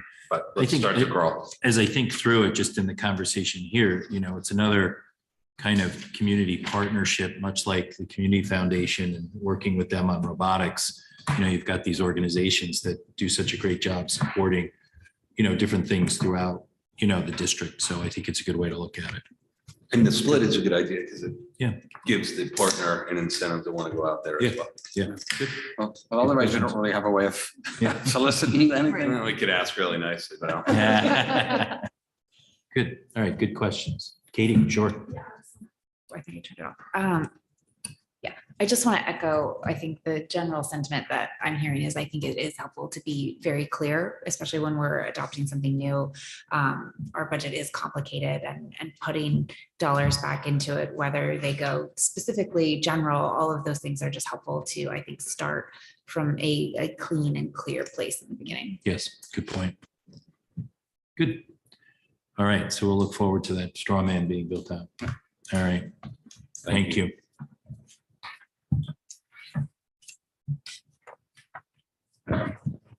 To discussion on new kindergarten legislation. Dr. Fedigan, Dr. Adley. Okay, so tonight we've started with our secondary schools and now we're going to go, backwards and talk about our youngest, earliest learners. And I agree with Brenna. In many ways, it seems like we were just in summer vacation and it was our August, I believe, 19th retreat or there and around, where we met with Tom Mooney. He was talking about the recently updated legislation for minimum age requirement for kindergarten. And so tonight I want to share some details about that and the position or recommendation that we would be making as an administration moving forward. And also a little bit about how we're involving not only the rest of our administration, principals, but also kindergarten teachers in this work because they work most directly with our little ones.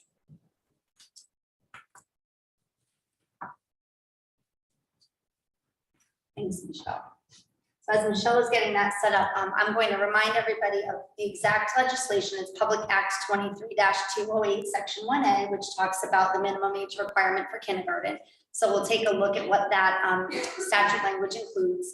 We'll talk a little bit about what we know about embracing and our youngest learners and their families into the school system and some guiding principles that will really help us frame our plans moving forward for the 24-25 school year. We also will talk a little bit about this idea of assessment. Remember, we're talking about our little ones, which can be just over 48 months old. I always kind of describe them that way, or 60 months old, they're little. So what we mean by that to determine developmental appropriateness. And then some plans for our district, our school system planning forward with communication to families, some family sessions that we'll offer and kindergarten registration and how we'll bridge that working with our local preschools too. What the language actually states is that beginning with the 24, Michelle on slide 3, thank you so much. Beginning with beginning with the 24-25 school year, children need to turn 5 years old on or before September 1st in order to be automatically eligible for kindergarten. So this is a change from our current cutoff date, which has historically been January 1st. Our little ones have had to be 5 by January 1st to automatically enroll. Connecticut is actually on the later end of making this adjustment. This is something that we've been talking about in the state of Connecticut for many, many years.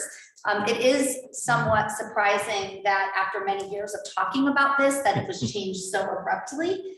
We'll talk about what that means for school systems and for families moving forward. This is kind of like the fine print, although it's not so fine in the sense it's the same font size as everything else in the legislation, but something that we really need to be paying attention to. And that is that there are exceptions. So while the legislation talks about our children needing to be 5 to automatically enroll by September 1st, if a parent would like their child who is younger than 5 to be considered for enrollment, they would need to reach out to the building principal in writing and to request that we conduct an assessment to consider the child's developmental appropriateness for kindergarten. So this is just another way to look at it. This is a question that I think has, I don't know, plagued is probably too strong of a word, but troubled families for many, many years. And I've called these kids our burr babies because they're born in the months of September, October, November, and December. So they're the kiddos that traditionally have been really close to that January 1st deadline. And as we know, children develop at very different rates, especially those first few years of child development. And so some parents have struggled with this decision for many years, whether they should have their child enter at 4, almost 5, or waiting for a full year when they're 5, turning 6. So this is actually language that's taken right from an attachment that was included in the board packet that the CSDE put together as an informational document for families to use. And you can see that that last bullet is, if you believe that it is developmentally appropriate for your child to enter kindergarten, communicate with the elementary school to request an assessment for admitting your child. So one of the things that we've done outside of talking with our building principals and thinking about, and that means PALS, not PLES, I know that's here, about what their feeling is and thinking about how this will impact their schools and their classes and their staff and their students and families. We also, again, brought in a group of kindergarten teachers, representative one from every school. We also had Laura Straighten, who's our ELP director, and we also had a teacher representative from our ELP program. And we talked about, what do we actually know about our kiddos when they're entering kindergarten? And so these represent some things that not only we believe in, but that we know. So namely, we have historically welcomed children with that January 1st cutoff date. That was the law as of this current school year. We know that as a school system and naturally as educators, we believe in differentiating for all learners. And there is a lot of really philosophical, I think, emphasis that we need to place here that, and kindergarten teachers spoke to this beautifully. It's not about children being ready for kindergarten. We need to be ready for them. And that's true in any grade level where they enter. That's something that made me really feel like I did land in the right place when our kindergarten teachers were talking about this in this very room the other day. We do believe in early intervention. This is also a really important one. There is no one assessment that can, with absolute validity, determine developmental readiness when you think about child development in every domain of development. A lot of people will point to the cognitive piece of children knowing, letters and numbers, but we have to think about the whole child. And so there isn't really one assessment that can with exact validity measure that and reliability. We also know that children on average will experience 5 months of continued development typically from the time that you would administer some type of assessment. So let's say that happens typically in March or April during kindergarten registration process. 5 months for a student that is 60 months old is kind of a lot of time. And a lot happens in those 5 months. So that's why we talk about that reliability and validity of those assessments. We also know, I mentioned this before, that our children naturally will meet these developmental milestones at their own rate and pace, which is a good thing. And this is a really key one. The late hour of this legislation does not leave districts or families with optimal time to prepare and plan.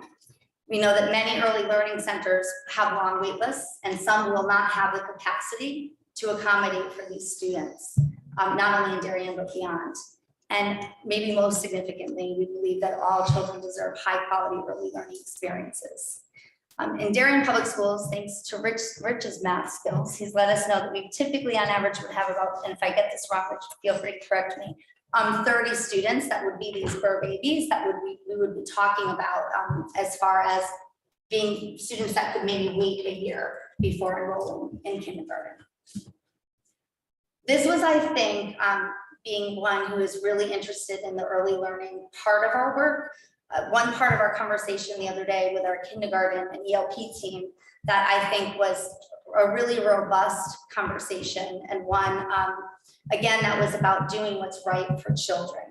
And one of our kindergarten teachers said, I'm thinking about this word assessment, and I had it in quotation marks, and I was so glad that she raised this as a point. What do we really mean by assessment? And one staff member to the next in the room talked about the fact that really this is about us getting feedback from a child and their family about who that little one is in that moment so that we can again plan our programming. We also started to talk about, when we think about bridging little ones from either ELP or another early learning program to kindergarten, what would be helpful for us to know? Many school districts do administer screeners, which, universal screener, and again, that's just to get information, to see where a child is holistically and see if there's something we should be tapping and looking further into. Another type of assessment that our kindergarten ELP teachers thought would be important is, an observational opportunity where a child actually is either in their familiar setting in a preschool or early learning center or doing some kind of activity right here in our kindergarten classes, and we can plan for that. So we will continue to talk about the idea of assessment and what is helpful for us to know as we plan for our students. This is really a very tentative timeline because I'm learning a little bit about how enrollment and registration for kindergarten happens in Darien Public Schools. And we do know that our families are making plans now for the 24-25 school year. And so we will continue, Mrs. Klein and I, to meet with our kindergarten and ELP staff to think about our registration. We are taking the position, because of all of those principles that we spoke about, that it's really important that we be welcoming our students in. We're only really talking about a 12-week window, right? For the most part, these are the kids that we've historically been entering anyway, when they're born September 2nd to really December 31st. And we recognize that the alternative of some children, for any reason, not having an early learning program would not be recommended. That would not be optimal or ideal. So I'm hearing that registration typically opens around February. We also want to be really strengthening our partnership with our local preschools and early learning centers, partially not only because of this legislation, but because all of these kiddos become our kids. So we want to really understand what their experience has been in their early learning programs if they were not in our ELP. And we want to make sure that all of those centers really understand what a kindergarten experience will be like as they're preparing to send their little ones to us. For me, when I think about kindergarten registration, we should really be thinking about bridging all the way to orientation and beyond. These should not be discrete events for children and their families. Once a child registers in the school system, they're part of, I think, the Blue Wave family, and they should be, from that point on, march on, understanding what the continuum of their experiences will be until their little one actually begins their full experience with us, kindergarten through grade 12 or plus. And it's unbelievable to think that this group of students that we're talking about is from the class of 2037. Please. Right. Boy. So, this is, again, it's a complicated matter and issue. I've spent some time talking with parents and families who've reached out to me who I know are really struggling with this decision. I think it's going to be really important that we support families in understanding the developmental framework that we think about when we think about our little ones. And also, we plan on having multiple sessions for families to just provide information about not only this legislation, but how we go ahead and support kids, whether they are 4 and 10 months or 5 when they start kindergarten. And our board chair was mentioning the other day, 5 seems really young, and it does. But one of the things I'd also like to remind this board about is the concurrent legislation for play-based learning. And when we think about how we present standards to our youngest learners, and we think about not only the curriculum of what they need to know, we have to be thinking about how we instruct them. Because if that is done in a developmentally appropriate way through play-based learning, it is absolutely appropriate for our 4 and 9 or 10 months and our 5-year-olds. So that is our work right now. We will continue to have conversation with our kindergarten staff and ELP staff. And we're happy, both Mrs. Klein and I, to take any questions that the board may have. Just one for clarification, just to make it very clear.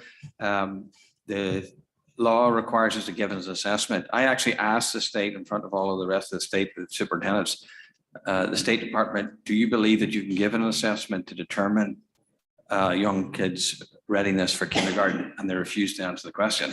And yet the whole thing's predicated on us. So I just want to make very clear that this district does not believe that we can give one assessment that will attest to a kid's readiness. So I'm just telling you what we're doing. We're giving an assessment or a battery of assessments that will be formative for the teachers when the kids arrive. So essentially, if the people go through the process of asking for a screening for whatever that happens to be, they will be able to enter, and we'll use that screen along with other collected information to help the staff be ready for the students as they come and to know a wee bit about their learning. So I just want to make that part of it clear. Yeah, and that was after Dr. Adley pressed me. We've had many robust conversations about this. And also just through my work at the UConn Early Learning Program with our PK-3 leadership program, this is obviously a hot topic. And I'll be revisiting with that group in the beginning of November, where our entire framework for that part of the module is on assessment. So I've said to our expert advisor on the panel, we're going to be wanting to talk about what kind of assessment will determine developmental appropriateness. So excuse me, any questions? No, but thank you. This was I think we got a phone call. I got a phone call, and then there was a couple of emails to the board. So on a Tappan Zee Bridge crossing, I talked to Alan, and I said, the key to all of this to me, and I was over here and popped in and touched base with Amy too, is the communication component of it. And I think this has been a good kind of start in terms of getting us up to speed on it, but just even this slide in front of us, that's going to be the key. And then the points that you all mentioned about the assessment, but in a way doing what we continue to do, which is focusing on the student and what the student needs and letting the teacher be part of that, development of that student. So I think I much appreciated how this was presented. Thank you. And I'm grateful because one teacher to the next that met with us from each of the schools has indicated a real interest in staying on and talking about our programming and how we enter children through registration and beyond, regardless of their age. Great. Thank you. Sarah. So I'm curious if we can have a conversation about the impact of this, not only for next year, but going forward. So do we anticipate, so next year, we're not going to turn away anybody that's 4. Is that going to be the process going forward? How long? I don't know. I'm just curious how long we think that this ripple effect is going to happen. Well, that is a great question, and thank you for posing it. I would say one of the things that we need to play out a little bit is, of this 30 students in this district, how many will actually be those wanting to start the year early?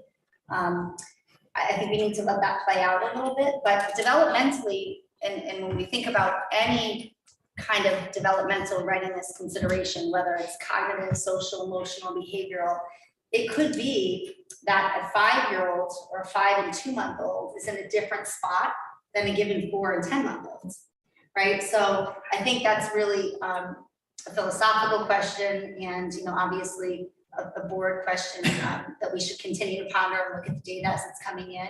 But it would be my position that this is something that we should continue to have in practice. And then going forward, what does this do for our enrollment and for budgeting? How many, are we going to have to increase sections? Are we going to have to decrease sections? What do you think? How do you think this will play out?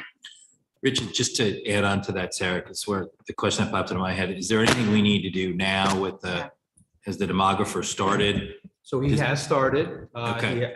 He has asked for information about how we'll handle this, and he's going to build that into his demography report. If we had, Amy touched on it earlier, had this been in effect for the current school year and we get that hard and fast, if you're not 5, you're not coming in, we would have three sections less this year based on the number of, as Amy called it, bird babies. So obviously we're not necessarily saying that hard and fast, you can't come in if you're not 5, but that would be the type of effect you would have. Do you have any sense of how many bird babies? I love that term, bird babies. I have a bird baby that and my bird baby started at 5, so she did a pre-K year. Do you have the number of the percentage of how many of the K class, that are those bird babies? Do we have any sense of historically how many are 5 versus how many are 4 when we start? Yeah, Rich did. I asked the same question. So typically we have about 300 or so kindergartners. So with 30, you're looking at about 10% across the district. 30 that start at 4 though, right? Correct. Right. I wonder. Yeah. Good. We don't know. We don't know how many, yeah. But I mean, if you just break it in 4 ways, you're about 15%, Yeah. 25% would be born in the births, right? So it gives you a sense of how many people hold back. Good point. Katie. I have a lot of questions about this presentation and also about its intention. Just to be clear, the legislation has passed, this is happening in the fall, right? Correct. So This reads a little bit like a rebuttal to the legislation that is passed. So is the intention, are you telling us as a board that there are going to be extra costs, that you're going to have to do these assessments, that they're going to, I'm a little confused on a little bit of what the intention and the tone of it is. I'm a little curious about some of the parameters. I assume then from your comments, Dr. Adley, there's no state standard assessment for, No, neither are they giving us one, no. okay. In So fact, they that's- refuse to give us one. So that's for us to develop however we seem fit, right? Okay, and can you please remind me, maybe Shirley, when students become 5, they're no longer eligible to be part of the ELP program, is that right? Well, if they were of school age, they became kindergarten age students. So But I'm the talking about cutoff in the was- middle of a year. So for example, if these children who are not going to be 5, before the start of the school, could they enroll in ELP, or would they not be able to finish the entire year when they turn 5? Well, they would finish the year if they're in the ELP program. So the ELP is an option for these families as well, right? Well, So is that going to be part of Not it? not necessarily. Yeah, I think we need to talk about that. Yes, not necessarily, because if the students are turning 5 according to the September 1 birth date, if that's the September 1 birth date, then all students become kindergarten school age at that benchmark. Yes, I understand. I'm So talking if about like they- an if- October 1 birthday. So could that student who does not meet September 1 to be 5 to roll for kindergarten, instead of going through an exception and an assessment process to get into kindergarten, can they enroll in ELP and stay for the entire school year? I don't know Even- the answer to that. Why not? I don't know the answer to that. Because they'd be school age. No, they so- wouldn't. So, okay. So a child who is 4 on September 1st, 2nd, 3rd, all the way, they turn 5 after the cutoff. They turn 5 in October, right? So they are not eligible for kindergarten without an exception. So instead, they enroll in ELP as a 4-year-old. Can they finish an entire year in ELP even though they will become 5? So during the can they school year? enroll as a 4 right, can they enroll if they're not turning 5 until October, which means they're not eligible for school? Yes. School age, and do that whole year in ELP? Yes. Yes. Yeah, I Okay, think- so ELP is an option. I think that's the question, bigger than that. What is the plan with Right. ELP? Like, are we anticipating new sections? I think, Yes, yes. we- The right. question is who's eligible, but beyond that, I'd like to hear a bigger picture plan for what we're doing with ELP. So yes, it would impact ELP, and ELP would grow larger as kindergarten grew smaller, depending on how many students wanted access to that. The other piece is capacity.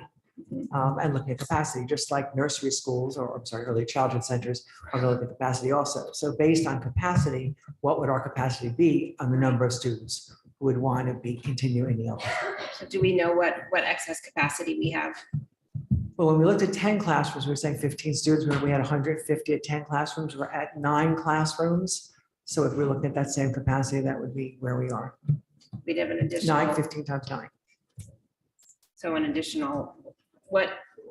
And So we're looking at actuals, we have an additional classroom that's 15 kids, but I. So think if we it's probably won't 15 have- kids and we have 9, so it's 135 kids. I believe right now, we're around 90 students, so you have about 45 kids. We're pretty good about capacity. The But ELP remember, there's program only- is a 50-50 peer Right, it's a program, 50-50 so you program. couldn't necessarily take 45 non-special ed students versus. Without changing the model, but we could actually run more typicals. Technically, it could, 50% is the minimum number of children with needs, correct? Yes. Well, you I'm want. sorry, did I get that no, right? you want 50% match- is not the minimum. Right, The you want a maximum. matching, you really want a matching cohort. Right. That's what your idea. is. But you could do a 2/3, 1/3 if you needed to build capacity. 2/3 typical, 1/3. Yes, you could. And Katie, we did talk about By that. regulation, by regulation. We did talk about that very same thing, and that is certainly something to look at. Some districts will look at things like they're calling, junior kindergarten or like a pre-K 5. So that is certainly another consideration and something that could be very appropriate. And it's not so much a rebuttal, it's just that the way the legislation is written is that parents have the right to ask for this assessment. So we would be out of compliance if we didn't do some kind of assessment. And that, what we're really trying to do is look at that as far as gaining more information about a child and then seeing what is appropriate. If there were, the other thing to think about is there might be some children who come forward who if we don't think it's they're developmentally appropriate, is it because there is some other evident issue that we would want to look into? And there's also statute with regard to that, child. And the other consideration is just equity for all students. So, you could have a 4.8-year-old child who really is ready for kindergarten, and you can have a 5.4 who is not. So you're looking at equity also, and then you have to look at reasons for that, causality. Maybe the child had never been in preschool, maybe, and so there's a great deal of equity you have to look at also in terms of, let's just use the term screening students, and if you're screening students, what that looks like. So it's not only chronology, it's also equity about skills and development, and some families may want their child to be in a 5-day program and a full-day program. And some parents may have that need. So I think you have to really look at equity for all children, what their previous attendance was in school and what the family's asking for. Julie. So what I'm understanding though, is we're saying that it's incredibly difficult to screen a 4-year-old child and say, right now you're ready for, or 5 months from now, you're ready for X, Y, or Z. So I appreciate that. Are we going to be able to communicate to parents in an effective way that, yes, we will accept your request for an assessment, but our assessment process is really an evaluation process and making sure that we're ready to serve your child rather than tell you whether or not your child is ready to be here? Correct. And so that will be explained. That's a hard thing to learn as a parent, especially I'm thinking, as a first-time parent, I went through an experience like this, applying to a school. My daughter made the cutoff by a day, and they came back to me and my husband and said, "What do you guys think?" We were like, "What on earth? We don't know anything." However, so it's tricky. I think that's that's going to be a difficult conversation to have 15, 20, 30 times. So I think we have to be really, really prepared for how to navigate that. It's just more reliable than pretending that we can give an assessment and turn around and tell a family, "I'm sorry, your child's not ready." Right. But I understand. Yeah. It's going to be a sensitive and tricky thing. Communication. It's a Communication is going to be piece to it. critical, which, and John, I know you're dying to say something, so I'll be quick. My other question is, do we have any idea who knows this is happening? The people who don't have kids in the school system yet, do we know if this legislation has been communicated to people who have little kids at home that they don't even know that they have this? Well, that's why we also Well, want I to. think I'm not sure too many parents, kids 2, 3, or 4 years age are following legislation in the state, but I think that's part of their communication plan, is getting that out to educate the I'm sure the community. preschools in Yes, town. we have to read Yeah, it. and the preschool, my understanding is the preschools will be communicating it too, so, yeah, John. But I go back and look at the decision we made with our Burr baby. We had to make that decision alone as parents without an evaluation. So Right. this is nothing new to parents. It's a challenge that's always existed. They're just rolling that challenge back to Yeah. September 1st. Yeah. I think the We key, did it too, and it I mean, we worked out. all did it and it's all subjective. So like the panic around this, I don't get. yeah, no, I don't get it, That's but it, Mr. Cheney, it is like a 12-week difference. Well, and again, we had to make that decision with our first, and even our Right. second, a June baby. Right. So. But we did too, but my point is, in the moment, it was hard. So let's just be Yeah. prepared for that and recognize that parents are being put in a situation to make what feels like a daunting or like a big decision that they may not feel ready for. I'm But- not saying that we can make it go away or Yeah, I'm should. not arguing with you, but I guess I'm trying to put some, like, just a deep breath here in that it was December 1st and there was no defined cutoff. Like, so again, we struggled with a June baby, right. not baby at that, but 5-year-old. So.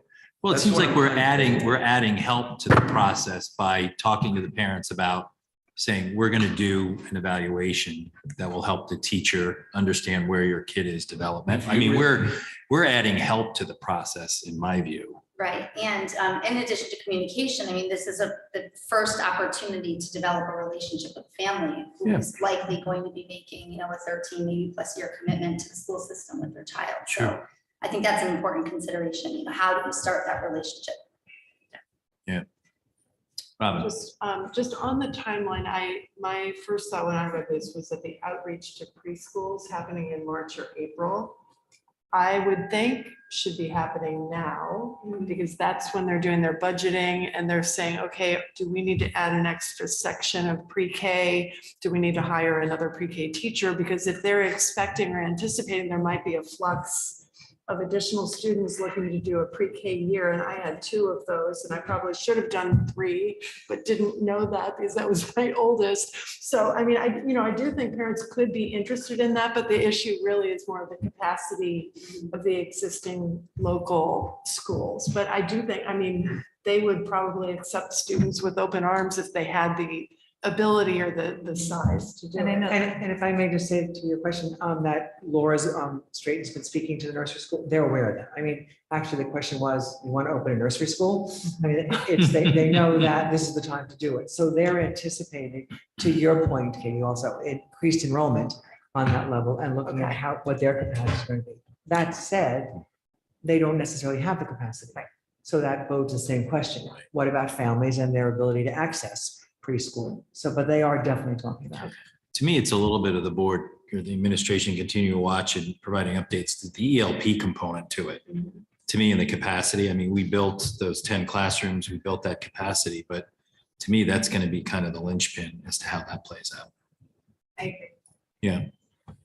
Dennis. For me, I build on what John's saying. I think this timeline is just, I mean, you talked about a June baby and you were questioning whether to put them in. I think, so most parents who have children who are born in October, push them back and hold them back a year. Now that timeline's moved up to somewhere in the spring, and we're asking people to register in February. And I think that's a difficult dilemma of this development, and where you are in February may not be where you're going to be in September, but we need to know, and we need both in whether it's pre-K or kindergarten, we have to plan for both of those. I just think I do not envy Mr. Rudel this year trying to decipher the numbers as to where people are going to be. I think it's going to be really difficult budgeting for that. Good, Katie. Just one last thing on this topic that I think is important, it hasn't been mentioned, is that it's not just about where the kids are at 4 or 5. It's about how old are they going to be when they're graduating high school and going off to college. And, you know, as this presentation shows, if this administration, you know, has any counseling to do with parents, it would be to the benefit of everyone to recognize that fact that these children do not stay 4 and turn 5. They go on to be adults, and what developmentally they're ready for, whether physically, academically, you know, at 17, 18, 19 is sometimes more important than at 4 or 5. I'm so glad that you raised that, and the former middle school teacher in me agrees with you. That absolutely needs to be a part of a parent's decision and something that we talk about. Okay, not just that first 60 months. Is there to the point of the communication thing, to the point of that kind of point that Katie just made, maybe there's a cheat sheet or questions to think about as a parent, you know, that could be a good way to, you know, it could be part of a communication series of meetings. It could be a good handout, you know, in terms of things to think about or questions to ask as a family thinking about this. That's something that I know our kindergarten group and ELP group of staff will be working on. And to Katie's point, in addition to thinking about later development, which is, it's hard because you can't really imagine where the child will be and what they'll be doing at 17. And that seems forever away for many parents, but those of us who have children that age know it happens quickly. We also want to make sure people aren't just thinking about the academic and the cognitive, because I think that's where people go, because it's in many ways, it's the most evident and easy thing, you know, for people to kind of quantify, you know, versus a child's ability to engage, you know, all of those things. So another point, Mr. Chairman, that just a note, the idea of retention, right, is not a particularly fond idea educationally.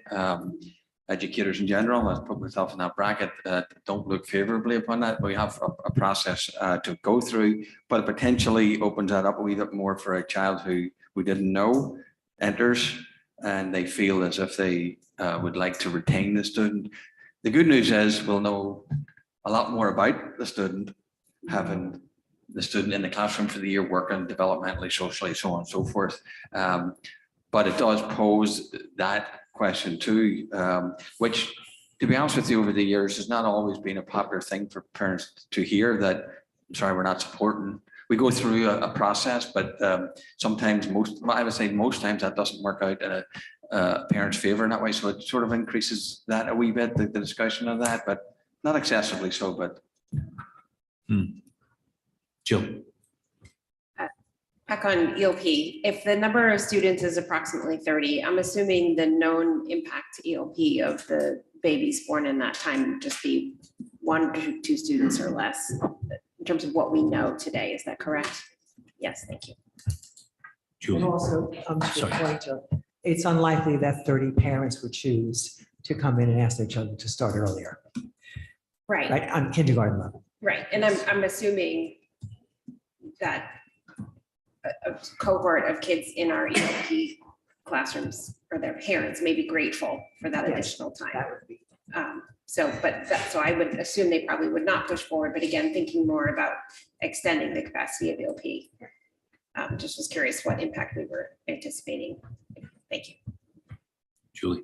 Thank you. Just to confirm, those who would be eligible to request an assessment, we're just talking about the kids who fall in that now gray area between September 1 and December 31st? Right.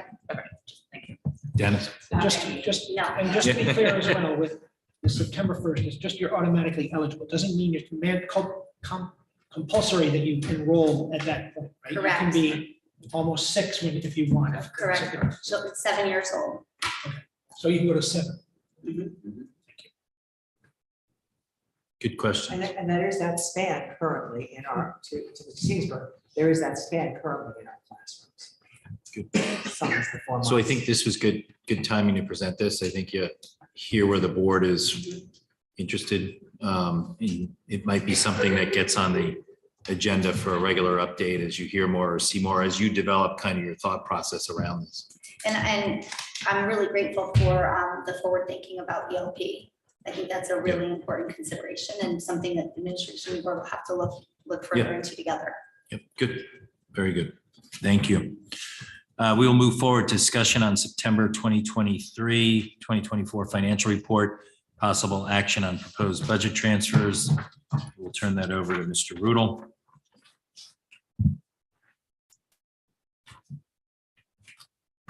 I know Mr. Rudel knows how to cut to the chase at 20 of 10 in the evening.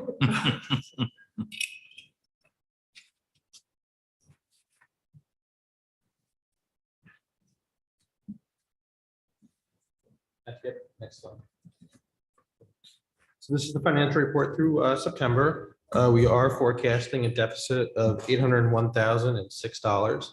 The general education RCs are forecasted at a deficit of $14,713. We did mention this at Finance Committee. I would expect by the October report, based on a couple of factors such as staff turnover, that we'll see that turn slightly positive in October. The special education RCs are forecasted at a deficit of $786,293. Salaries are forecasted right now at a deficit of $147,739. This is primarily driven by turnover. We fell short of turnover expectations by $345,000.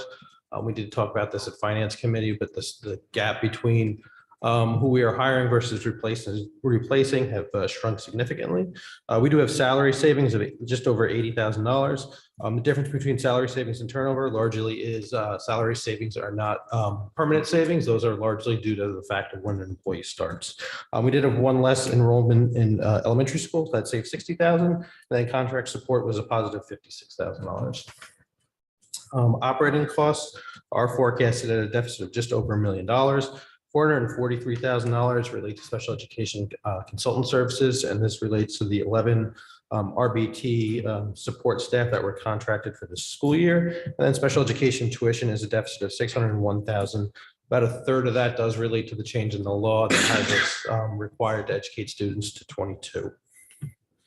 The one area positive really in the report is fixed. That is a positive $109,974. This is primarily related to health insurance. We do have census savings because we did have that under-enrolled class in Holmes Elementary School. And then we had some changes in census staff as well. We have some small savings in student accident insurance and then sewer as well. And then looking at revenue, we do have a positive $281,000. The bulk of that really is excess cost related. While the threshold has not been set or the reimbursement rate has not been set, we are spending more money in special education services, and a lot of that is excess cost eligible. So we are anticipating a larger reimbursement. Obviously, once the threshold is set and the reimbursement rate is set, that number will fluctuate slightly. And then we did exceed revenue expectations for Darien Summer School as well. We do have 2 transfers for the board's consideration and approval. We are recommending taking the anticipated additional excess cost revenue due to the overages and expenditures and moving that to the tuition line item account. That reimbursement for excess cost is related to those overages and tuition. And then second, a transfer of $15,254 to go into tuition. And those are savings from special education health insurance census changes. Thank you, Rich. Board questions, comments? John. I just wanted to point out, a couple things that we focused on and probably for future discussion. One, the turnover number, we're at 43% of what we were forecasting. So we're hiring teachers that are much more experienced in forecasting. And so this is a topic that came up in last year's budget discussion around surplus. So that's just something to watch that we're not getting the typical payback from. And then 2 was the unilateral placements for special ed. And I think we asked for some additional information to try to put this in context where this is vis-a-vis years prior. So. Good. Yep. Thank you, John. We have a motion to approve the September budget transfers. Dennis, second by John. All those in favor? That is unanimous with everyone present. Thank you. Thank you, Rich.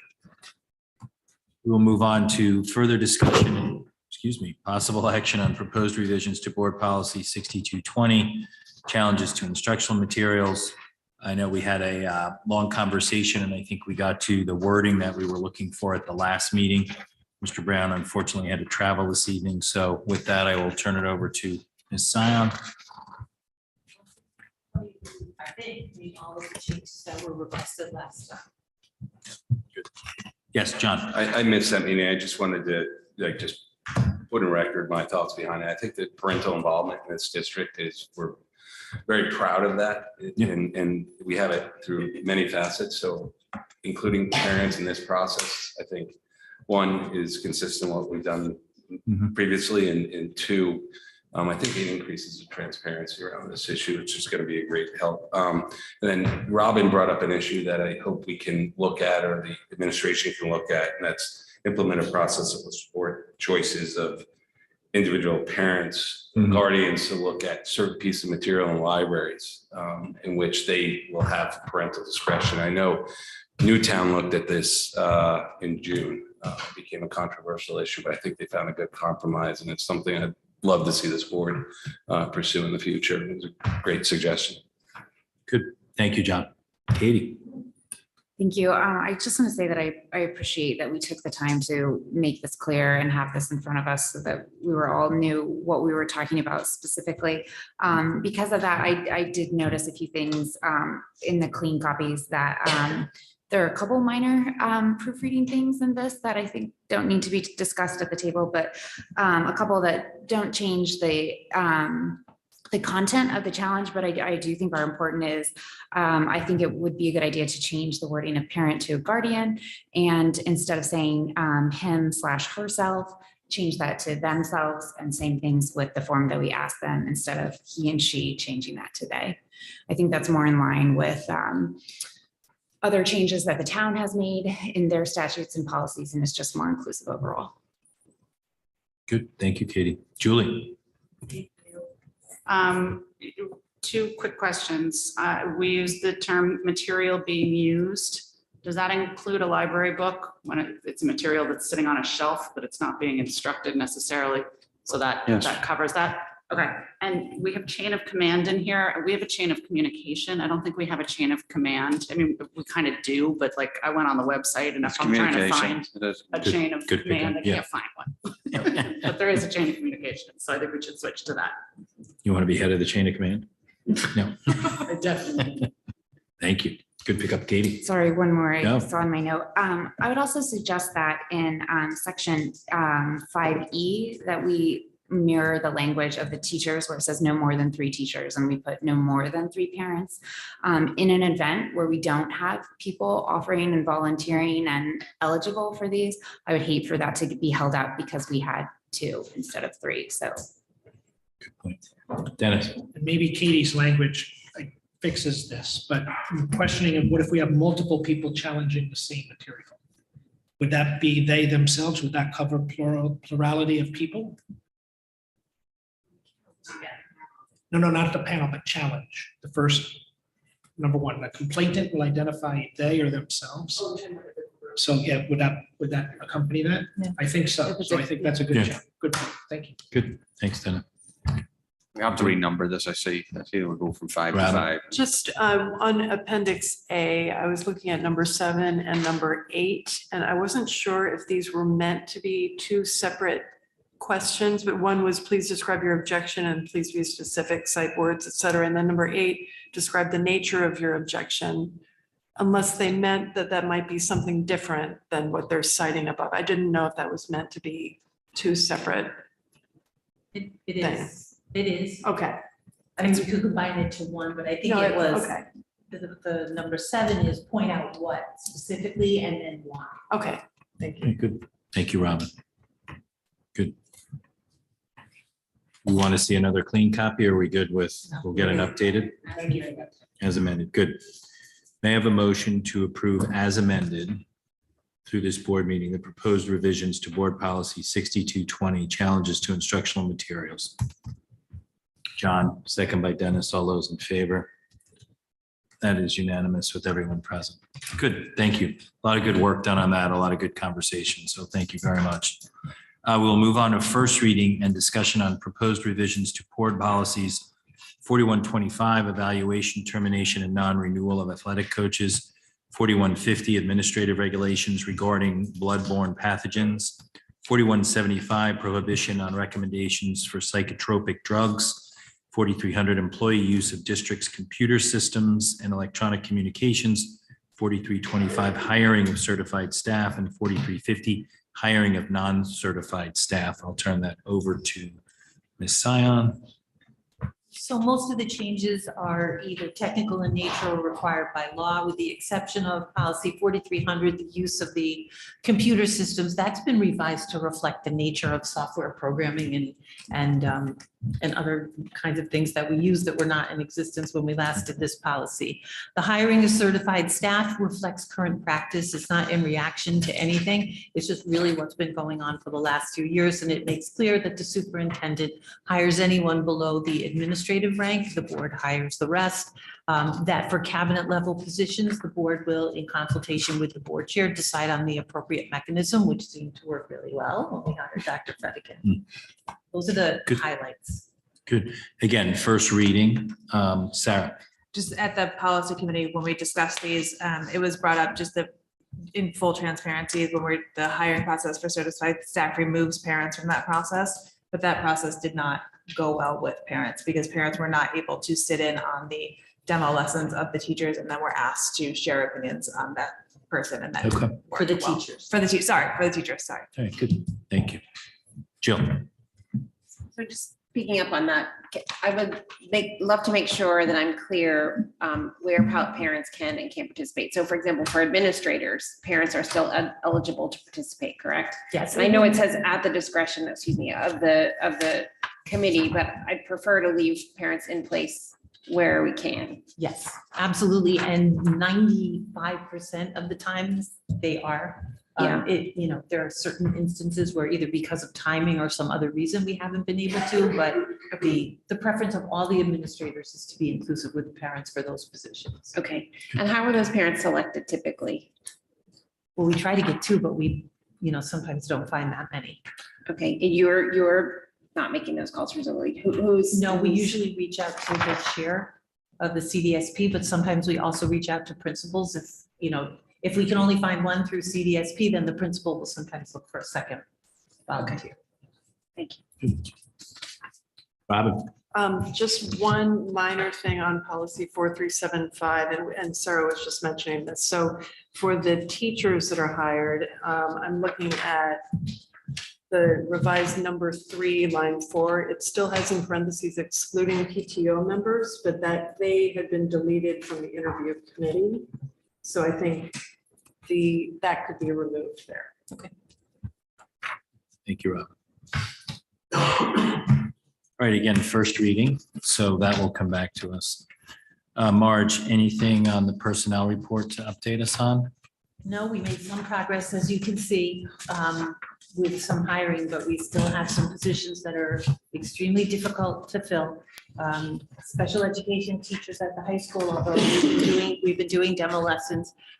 Spanish at the elementary, we have 2 openings and very few applicants. So, I mean, we are trying our best, but it continues to be a challenge. How are those, Go ahead, Sarah. how are those elementary classes being filled, those Spanish positions? You know, it's a challenge. Is there a long-term sub? Is there a sub? Is there a? We have some people who are being supported as best they can, but it's just not easy. So in all transparency, I took a chance and put the openings up on Indeed, and we have some people who have some educational background who can speak Spanish. They're not necessarily certified, but the critical thing now is for us to get a body in there who speaks Spanish, likes kids, and we will support them and get them through the year, because that's just where we are. It's disheartening in this area, and we're not alone with world language at the elementary. It's very difficult to find people with the correct certification. The state gave us a little flexibility, but it's still very difficult. Fair enough. Good. All right. Thank you, Marge. We'll move on to our last action item, contract agreement between the Darien Board of Education and the Darien Administrators Association. Thank you for the negotiating committee and our friends on the Board of Finance. I think we came to a good place on the Darien Administrators Association. Anything you want to add there, Dr. Adley? No, I think it was negotiated in good faith, and I think there's information here that, and a settlement agreement that is pleasing to the board and also pleasing to our administrators. And one of the objectives is to retain people, and that this contract does that, works towards that goal.